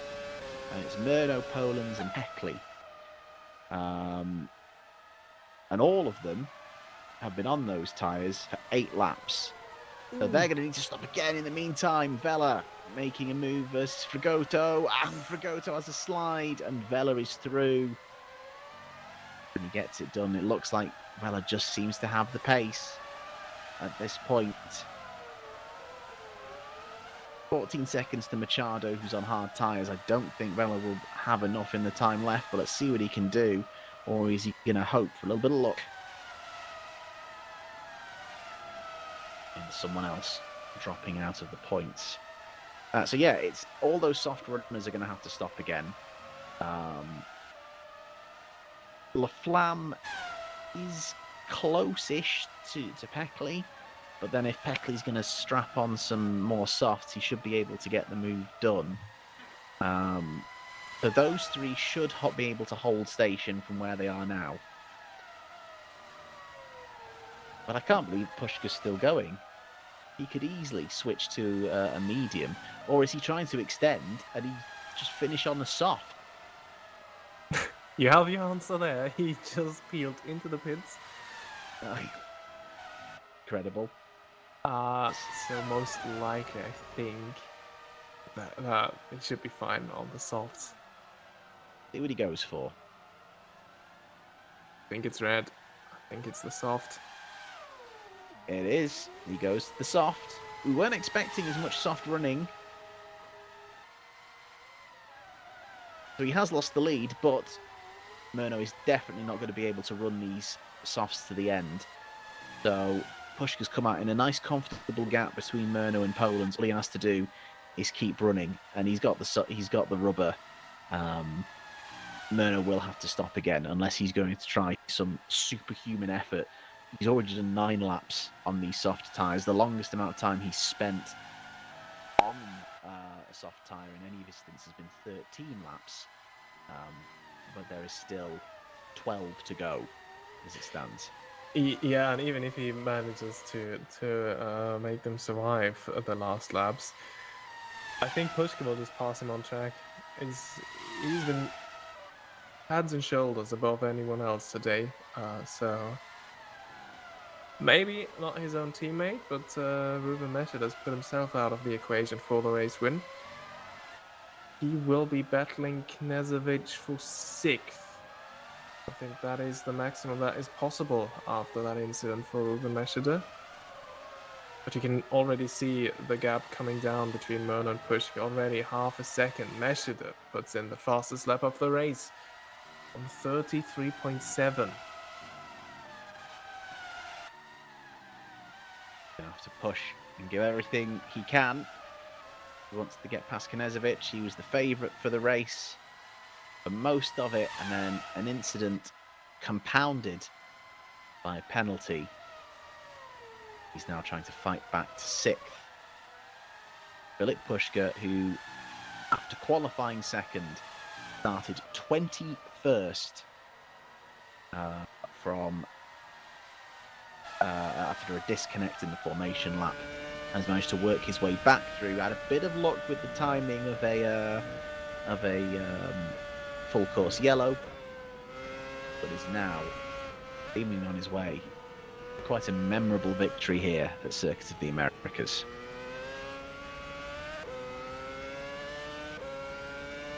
Yeah, it looks fantastic on paper, 21st to 1st. But I think, after all, still quite a calm afternoon still for Filip Pushka. Absolutely. In the meantime, Peckley in. Super softs on. Out he comes. The Flam is up to 4th, so Peckley, let's see what the gap is going to be. How much is he going to have to try and reel in the Flam? All said and done, it is just over 5 seconds. There's 11 laps to do it. I think that is doable. Going to be an interesting fight. They had previous last week. That should be fun to see them reignite that. In the meantime, Filip Pushka has caught Lucas Murno on track. And Murno does peel in. He just decides he's not going to fight this. He knows that the tyre offset's going to be far too great. And to be fair, the performance of SCMM has been top tier that afternoon. They have been the team to beat. Pushka retakes the lead, and he just needs to see it home. 10 to go. But what a shame, we won't see a 5th different race winner in the 5th race. Pushka will become the first repeat race winner as it stands. The first driver that has not won a race yet is Laflamme in 4th. And followed by Peckley in 5th, and they will likely be fighting each other. Oh, Murno's come out right together with Pascal Polens. And all of a sudden, Poland's maybe for half a chance thought he might be able to fight for second, but the Vanguard just doesn't seem to have the performance this weekend. Definitely third best of those top 3. Yeah, and he's still on those old softs, so I think that was like a bit of 1/2 a chance that he had there. But now Murno will just drive off into the distance. Poland's, well, he has a pit stop behind him to Laflamme, so he will come in the next couple of laps to go for another set of softs, I could imagine. And then he should be fine as well. So the main battles to wash out for are Laflamme versus Peckley for P4 and Knezovic versus Meshed for P6. And also another side point to keep an eye on is the fastest lap competition. There's no points for fastest lap, but it is a cash prize for the driver who has the most. At the minute, Pascal Polens has 3 fastest laps from the 4 races so far, going back to back in South Africa and Canada. Lucas Murno took 1 in Bahrain, but as it stands, the hard-charging Ruben Meshed on the medium tyre has the fastest lap. But there's a car parked ahead of turn 1. Gabriel Jubet. Lucky Hamish. Oh, it's a full course yellow.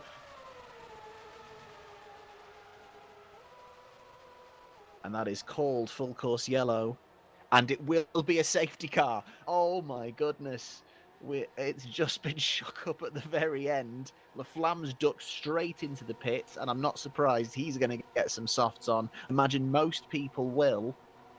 So at the minute, it is a full course yellow. It will be turned into a safety car, and everyone will be bunched together. You bet. Engine on fire on the run up to turn 1.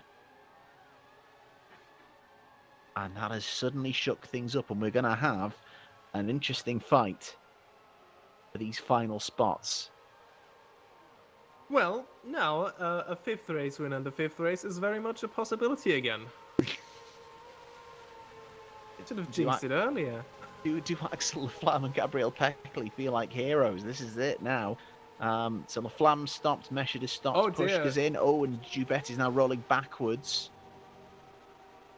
Hold the brake unless he's unable to, which it might very well be a hardware issue. That's one of the things that caused It might also Benton be a Reader. cramp. Yeah. Holding the brakes for so long. The SCMMs are stacked here. That's going to cost the race leader a little bit of time, but obviously, I think with the gap on track, he is relatively safe, especially with everyone on the limiter. But you know what? Willami has picked up another penalty. This is unbelievable. And he still has one that will be investigated after the race, the one he got in lap 1, so he's going for a hat-trick of penalties, maybe. But you know what? It's a very long pit stop for Philip Pushka. I wonder what is going on there. Whilst, I mean, there is still a chance that Ruben Meshada might still finish this race on the podium at this rate. And what is happening? Oh my goodness! Why was that? It's a very good job that everyone was under the limiter of, the full course yellow, because in normal circumstances that would have been a horrific stop for Philip Push, because Gibet rolls backwards even further down the hill. Very odd. In the meantime, 5-second penalty, fuck on, deduct 10 points from Everton. WMSC now has its own. It's penalty for Willami. I've seen enough. Penalty for Willami. So apparently, Max Heyman in the chat said that Pushka's repaired some damage. So Not sure where he picked that up, to be honest. That he's not had that many, unless in the first laps, while he was working his way through the pack, he's picked up knocks and has been driving with them, because he's been pretty clean and clear for most of it. In the meantime, Murno in, Poland's in. Yeah, unsurprisingly, everyone in the top bunch has decided to stop.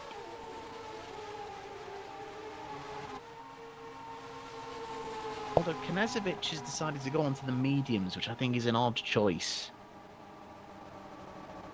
Has Knezovic just stopped, or is he just trying to keep those on? No, he's decided not to stop and keep the mediums on. That might be a decision that costs him, because you've got Meshada and Smith behind on the softs.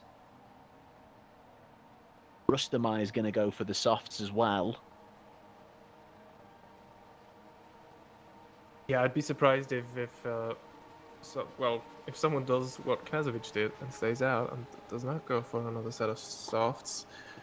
And crucially, I think Machado, I'm not sure. Has Machado decided against it? Oh, that would be a shame for Machado, because he had this. Okay, good. Because he had that 1 point in the bag. Now, with the safety car, that is going to be a stressful couple of final laps for everyone, pretty much. It does. It brings Frigoto back into it, though, as well, interestingly enough. I wonder if Vela and Frigoto will also stop, because they'll need the rubber to be able to fight for that position. I think Frigoto has already, because I see him on the soft tire on my timing screen, whilst Weller is still on the medium that he stopped for earlier. Oh, is Vela going to regret that now? Knezovic not going for any different tire. Oh no, look on here, Vela. It's saying that his mediums have been on for 1 lap. Interesting. Okay, maybe. So he's chosen to go for them potentially. I think Machado's put mediums on, if the timing screen is right. Oh yeah, so maybe they're gambling on when they will all battle. But there is a... So, apologies for the little pause. Then we are getting information from race control beamed directly into our brains, and as it stands, the full course yellow is now being turned into a full safety car. So, the pack will be collected behind Philip Pushka. So everyone's allowed to speed up, so they can come off the limiter, except for the man you can see on screen right now. And that will allow everyone to bunch up together. Well, shouldn't they now let Gilbert retire because he's still sat there and people will be going at full speed to try and catch up to Philip Pushka? Potentially, they might be just waiting for everyone to get in the train, but I do see your point that they're coming past them at full speed. Very NASCAR race to the caution, that slightly, but hopefully, if they're spread out, they should be, and they're not racing each other. They can just go single file. They know Dubet hasn't moved in a while, so there shouldn't be a surprise. Oh yeah, interesting point brought up by Paul Miller in the chat at the moment. How many racing laps will we have left at the end? Well, this may take a while because now they will all need to catch up, and then the lapped cars will be asked to pass the leader and make their way round. And we're currently at lap 49 of 55, so it's not that many laps left. No. Now, as it stands, the intervals... Is there any... Because Dubet's obviously about to be retired. Will we need any unlapping? Knezovic is in. Yeah, Misha Smith is just behind Pushka, so he will definitely need to get back there. Because Murno is a... I think that's him, the fourth car in line only is Murno then. Oh, they're all mixed up. This may take a little bit. How long will they get?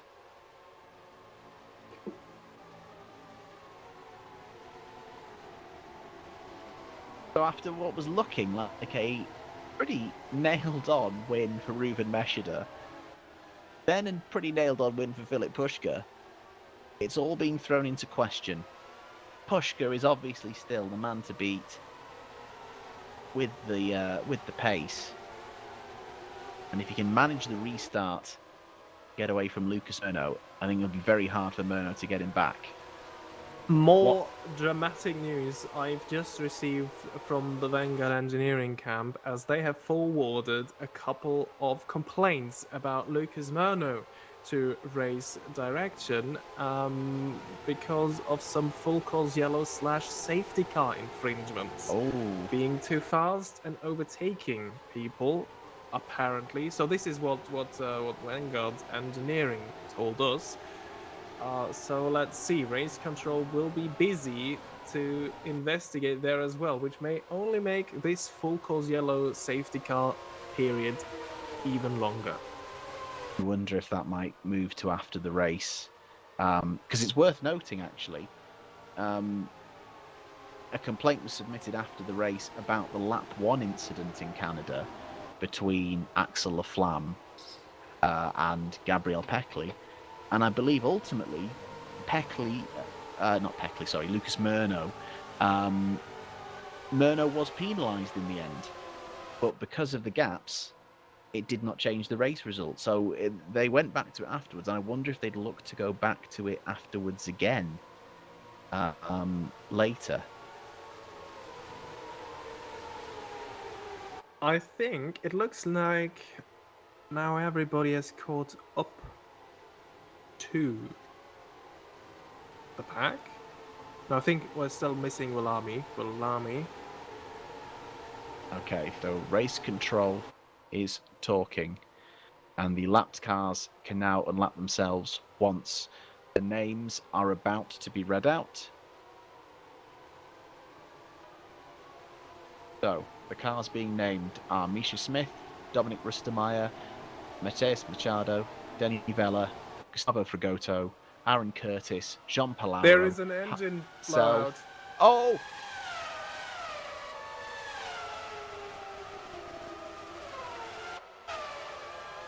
Oh, Fernando.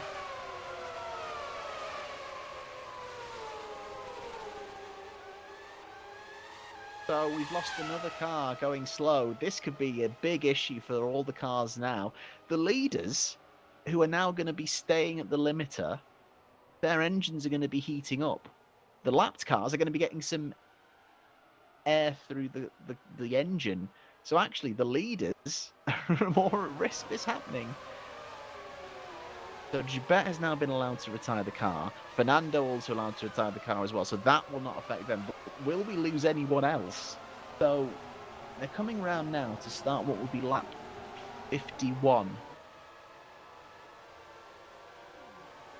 And Philip Pushka has been advised by race control to go even slower than the limiter to allow the pack to catch up as quickly as possible. So they're definitely going to get over the line to start lap 51, which means, assuming all goes well with the lapped cars unlapping themselves, you can see them in the background coming through turn 1 now, we might be able to get going at lap 52, which means we will have 4 racing laps, all being well.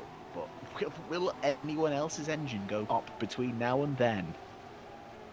Well, first of all, very well done. Good quick maths there. I wouldn't have been able to figure that out in that short amount of time.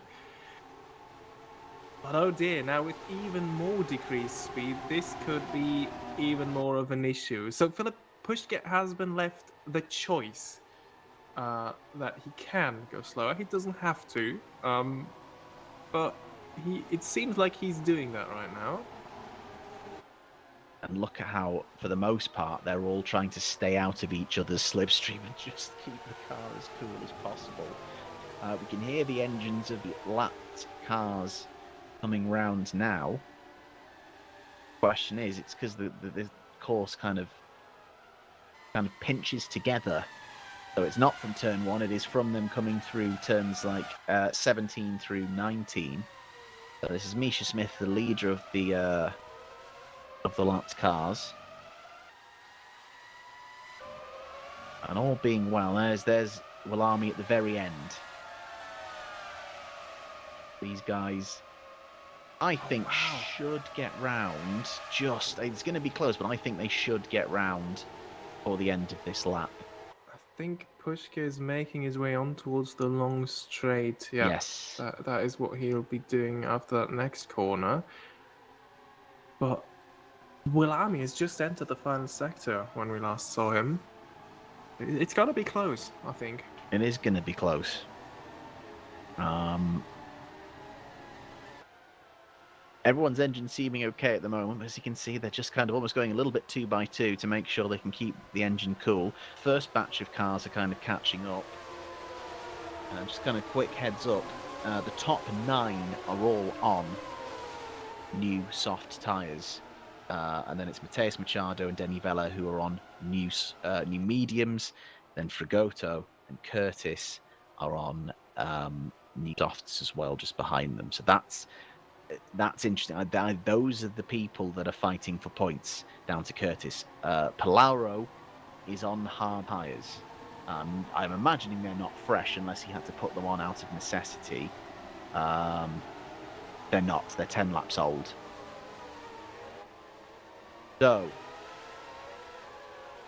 and unfortunately, because of this group of cars not being round quick enough, Village has been advised you are allowed to go at the normal 120 limiter, which I'm sure the group will be quite happy of because it just gets a little bit more air flow through the engine to make sure that it doesn't overheat. But unfortunately, the result is we're not going to have 4 racing laps. It will be down to just the 3. So we head around and we'll be doing 1 more lap behind the safety car, and then we will have a 3-lap shootout to decide the winner, and the point score is in the top 10 for this race. And what could possibly go wrong? We've seen that before, haven't we? We have. You've said that a few times, with varying degrees of success or failure. But like you said, it does mean we could still have a first-time winner. So it's been confirmed by race control.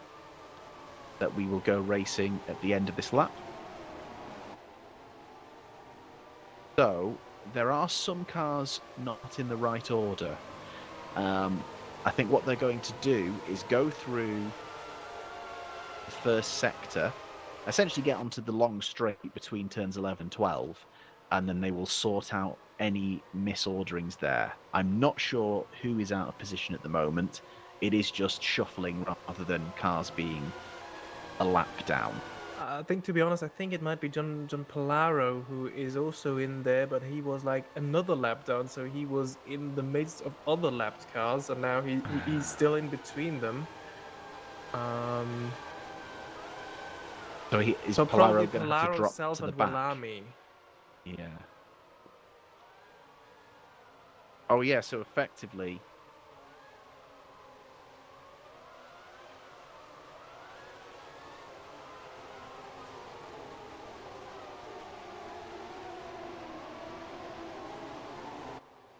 okay. So I see what they're trying to do. They're trying to shuffle Self and Willami. Polaro and Self. Sorry, to the back. I think they got the call and thought, "Oh, we're going to lap each other again." But it's like, no, we're not waiting for that. What's going to happen is Polaro and Self are going to shuffle to the back of the order, and as a result, things are misordered. So Philip's having to slow down again. They're now rushing to try and get everyone in the right order so we can go racing with 3 laps to go. Oh no, Willami is now past Self and Polaro. That There we wasn't go. right either. There we Willami go. should stay at the end. Now it's no. I think Now we're it's fine. right. Okay. I think we are now in the right order. We are making our way through turns 15 and 16 of the 20-turn circuit. When we go racing again, there will be 3 laps to go. Now, Philip is in control of the pace. The restart is on him. He can go from now, which would be very early, but when does he go? He's got Murno right behind him. Philip Pushka, who started 21st after a disconnect on the formation lap, trying to hang on to the win. He waits, he bunches. Engines are not going to like this. Is he going to hammer down on the exit of 20? The line is right there. He goes. It's a decent start, but he has to pull immediately out of the slipstream. There is a wave of cars. I don't think that was the best restart, and Murno is there, but I think he's going to be able to hang on. But Murno to the outside. Oh, Poland sees the opportunity to the inside. They go side by side, and that's going to compromise Murno on the attack. In the meantime, everyone else filtering through behind. Murno has managed to hang on to second ahead of Poland's. Then it's Laflamme, Meshida, Knezovic, Smith, Peku, Rustemeyer, and Machado. But as it stands, Pushka, it wasn't the perfect start, but he's managed to make it work. Hang on. Yeah, Packley has dropped down. Packley is now behind the 2 HRTs. We've seen something happen in the background as Meshida is up briefly. Oh no, he's pushed wide by Laflamme. Oh, that was, I think, a little bit over the line in terms of defence, and he's had to give that up. So Laflamme drops down to 5th, and he might be under attack from Knezovic as well. But obviously the straight line speed of that SCM isn't very good, so to the inside goes Meshida. Oh my God, Laflamme almost cut across there. They go side by side. Knezovic is waiting to pick up the pieces, but this is the part of the track where the SCMM is strong, and he's through. Knezovic now is licking his lips. Laflamme looks compromised. What can Knezovic do? If anything, Meshida just needs to get out of there, and Laflamme can then focus on trying to hang on to 5th. Meshida, can he now try and mount an attack up to Poland's ahead? Can Poland's mount an attack on Murno? Pushka, though, 132.9, comfortably the fastest lap of the race. He is going to try and hang on. 1 lap of 3 down. Into turn 1, Knezovic closing under braking. I think Pushka has already a healthy gap, 1 second.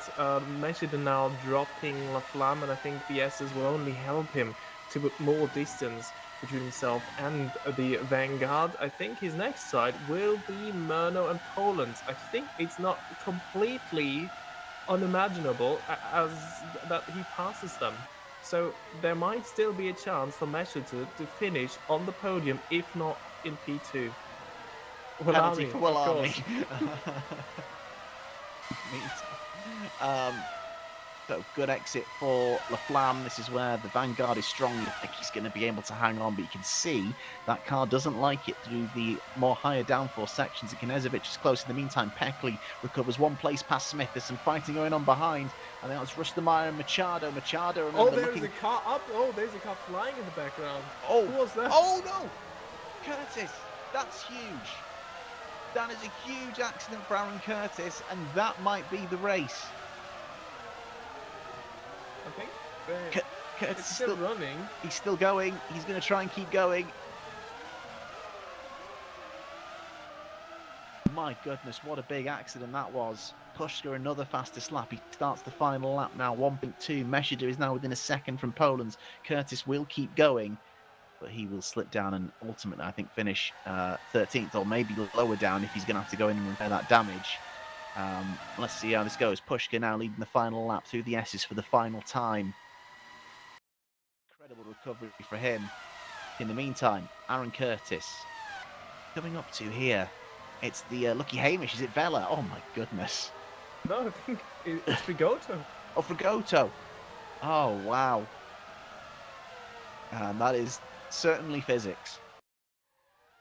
And Frigoto has given a drive through, and his slim chance of points is gone. Method is going for Poland. Method is going for Poland in the background. And here we go. They switch places, but now the straight line speed is going to be against Ruben Meshida, who can be brave on the brakes. Poland is going to try and stick it to the inside. Meshida gets wide. They both go off track. Oh, they bang wheels together. That is heavy defending from Poland, and I think Poland's might get something for that as he swung across track. He's trying everything just to keep Ruben Meshida behind him, but I don't think it's enough. In the meantime, here comes Filip Pushka. An incredible recovery from him. He manages the restart and he picks up his second win of the season. It's not 5 from 5, but Pushka is fighting his way back into this championship. Murno comes home second. Poland does hang on the road to come ahead of Meshida, but I think there's going to be a little bit of a retribution about that. Laflamme comes home ahead of Knezovic, just hanging on. Peckley, 7th. Smith, Rustemeyer is going to be 9th, but Mateus Machado does manage the restart, and he scores his first point of the season and Potenza's first point. Deserved for him. And that is your top 10. And what an ending to our first race in the WMSC at the Circuit of the Americas. Wow, what a finish. But yeah, I don't think this is... There are still discussions. As we said, Murno, Vanguard Engineering have filed a complaint about Lucas Murno during the safety car, but I think Vanguard Engineering will be facing a big complaint by Ruben Meshida, who will argue that he has been forced off in a defensive move there by Pascal Polens. And I think it comes all down to, are we following the Formula One kind of rules with the ahead of the apex nonsense, or do we have the Fernando Alonso all the time, you have to leave the space philosophy? I think you very well know my opinion by how Well, I the use of the presented word this. So, yeah. nonsense very much does point it out, and I'm with you on that. But I think what's also worth pointing out is I think Poland's was off the road as well, and even at that point, if both cars are off the road, they're ahead at the apex stuff is null and void anyway, because you've not kept it on the track either. And then obviously he makes the big turn to the right, and they end up kind of clashing after that. So it will be interesting to see what Poland gets, and because of how close the field is together, does he just lose the podium or does he lose more? Race control has just confirmed it is being investigated right now, and they are looking at it. So we might have a change while we're still on the stream. Let's have a look at the provisional race order, subject to change. Well, I have the opinion of Kevin Peters, good team boss of Vanguard. This should be good. Yeah, so according to him, Pascal stayed on his line. He was not off track and he was ahead at the apex on the inside. Well, it depends on how we want to go racing, in my opinion, in this championship. And I think the well, as long as someone is significantly alongside, you should leave the room. And I think Pascal did not do that in that case. So this is my opinion, but I am not to decide. So this is will be done by race control, and they're currently at it. That's true, and we've also only seen one angle of the incident as well, so it's hard to judge. I agree with you in that racing you should leave a space as well. That's also my opinion, but we'll see what race control say. Philip Pushka though has definitely won today, and what a result that is for him after starting 21st. Lucas Murno second, but safety car infringements have been reported. Will he lose that? Pascal Polens has just discussed. Will he lose third? Two of the three in the podium questionable. Reuven Mesheden might inherit it, but he's currently fourth. Axel Flam fifth, coming home ahead of Alexander Knezevich. Peckley, poor restart means he ends up finishing seventh ahead of Misha Smith. Dominic Rustermeyer recovers to ninth, whereas Mateus Machado scores the first point for Potenza this season. Denny Vella is 11th ahead of Gustavo Frigoto, so close for Frigoto. He was given a drive-through, so I'm not sure if he actually had time to serve it or if he will be dropped down the order further. Behind the person he ended up collecting, Aaron Curtis, Jean Polaro is 14th ahead of Harley Self. Paolo Walami is 16th, and then it's retirements for João Fernando, Gabriel Jubet, Danilo Vaz, Maximilian Jaeger, Daniel Benton Reeder, and Diogo Meneghetti. So we will look to get the provisional. Well, we'll see if the provisional top three get moved in, or if we will wait for a verdict from race direction. Oh, they could also argue it out on stream. That would be a new one. That would be interesting. Turn moderator. Yeah, this could be interesting indeed.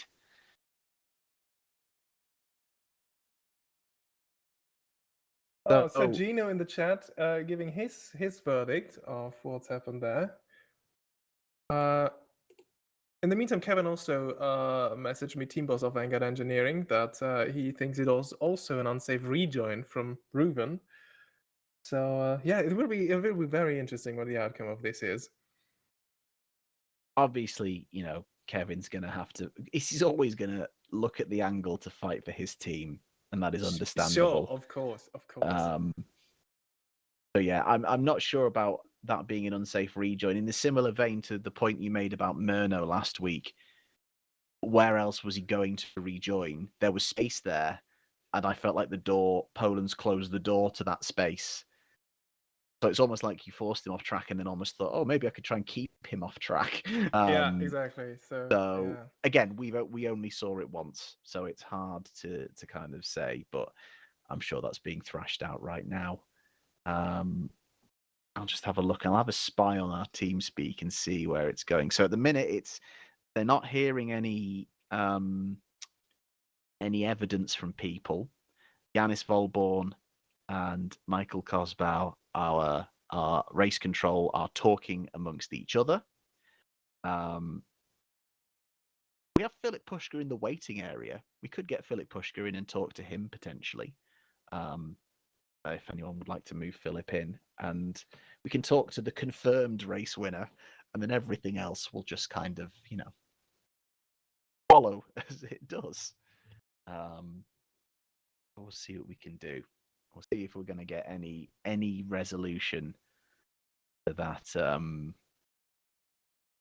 that final fight or the end of the stream.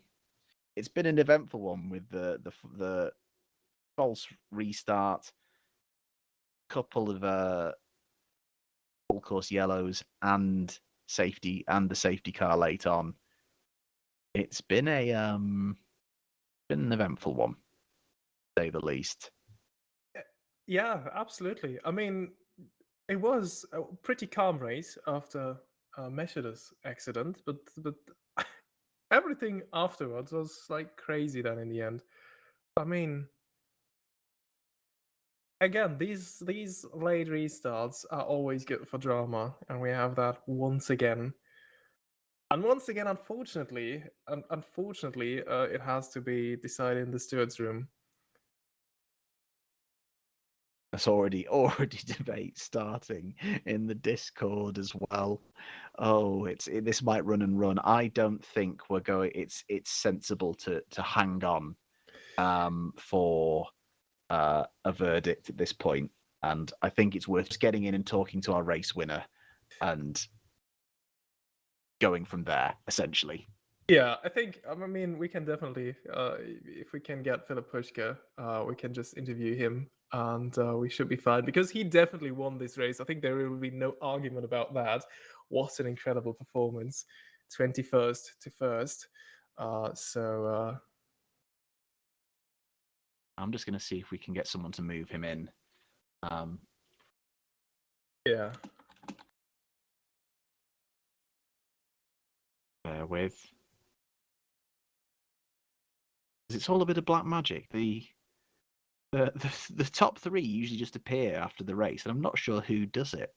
So Yeah, it's interesting. They'll beam them up, Scotty.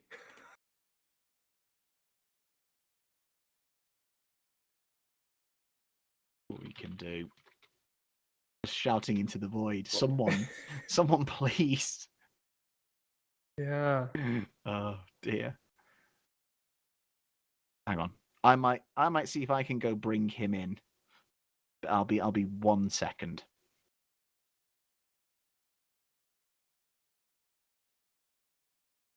So we still have heard nothing from race control as Ash is trying to get Philip to do the post-race interview, and there we are. Yeah, I manually came and brought him in, as it were. So Philip Pushka is here. Philip, congratulations! What an eventful afternoon. And just for you alone. So first of all, just kind of clarify what happened in the original formation lap for you, Yeah, I got to disconnect, so yeah, that's about it. and then you kind of couldn't rejoin within that single formation lap, which was one of the reasons. Well, Rustemeyer as well had the same issue that we had to almost redo the formation lap. Is that right?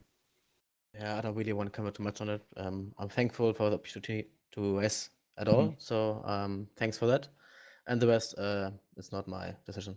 Of course, no, absolutely, no. It's just kind of clarifying what happened at the beginning. Obviously, then your day looked a bit different after qualifying second, starting from the back, starting from 21st on the grid. What was your initial kind of new target from there? What were you kind of expecting before kind of anything played out?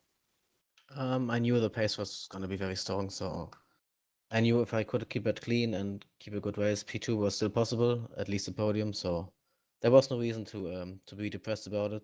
So I kept the heads up, and yeah, as the race played out, Ruven made a mistake, which opportunity gave me the opportunity to win the race. I think would have been close anyway, but that obviously made it very easy to actually get the win.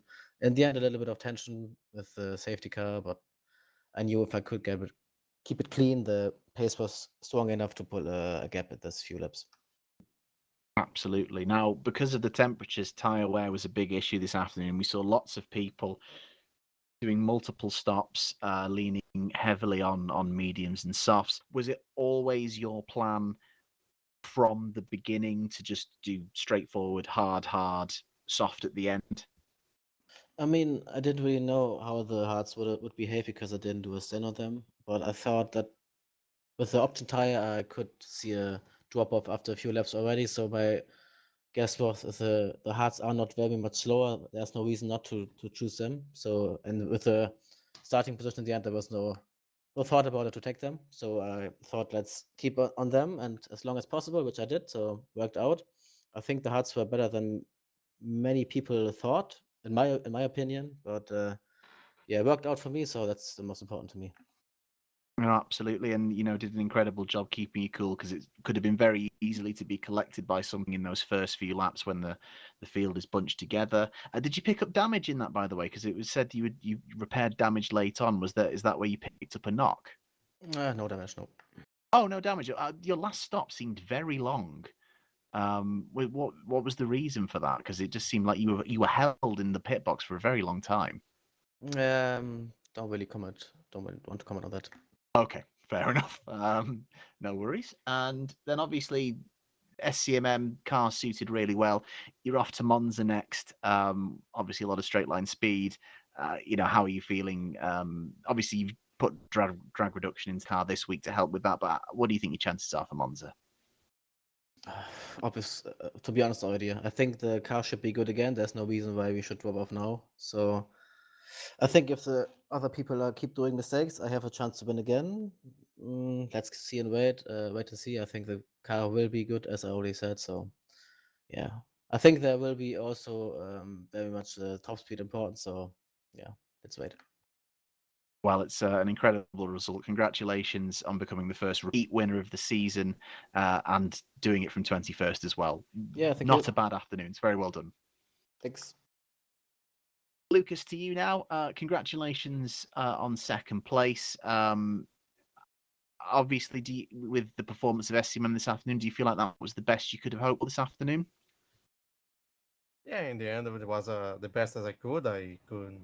I could drive as fast as I could with the cars. I felt the car was really quick in the sector corners, as I said in the last race. Is going to be more favorable to our car, but in the end, we could stay to be next. But in the end, the SMM cars would be very very superior in this race, and I would take my heads off for Pushka since he started from the far back and he won the race. So it was a great performance by him for sure.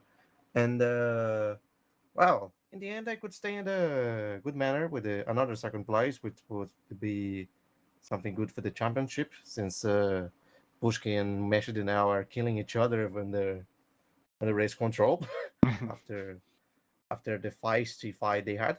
But But now I'm gonna think for Monza. Probably we're gonna be we win when it's gonna be so quick in Monza. But let's see how it goes. And yeah, let's see what has happened. I'm very happy with the result today, since I drove the best as I could. And in the end, I could be in front of my actual rival in the championship. And now we have to take a look at the what Vanguard and SMM will do in the next races. It's gonna be a great mix again. No, absolutely. I think you can be very happy with your performance this afternoon. Obviously, you've managed to shut the gap to Pascal at the front. So, all in all, a very good afternoon for Lucas. Congratulations. Thank you. And as it stands, unless you've heard something, Robin, I don't think we have a result just yet between what is going on. I can see the one screen on my right that the argument is quite fervent and passionate in the Discord between the interested parties. But I think they're still talking about it. Kevin Peters is now in with race control as well. So I think this is going to run for a little bit. Yeah, I think that might take a while, but what a great opportunity to follow all of the IBOS social media channels, where you will definitely see what the final result of this race is, especially Instagram IBOS_TV. There you will see the result once we know what the final result will be. Absolutely. And next time, when we hope we would have a final result for this one, we're going to be off to Monza. Bit of a gap to this one. It's the 8th of June, but a great venue to go racing at. Always a lot of fun when we go racing here. So yeah, one to look forward to. Thank you so much for everyone who's watched this afternoon, especially kind of sticking with us. It's been very much extended because of some of the technical issues and the safety cars and the drama at the end. But a very, very entertaining afternoon of racing. I hope you'll agree, and I'm sure it will be again next time. Thank you so much for watching, and we'll see you again soon.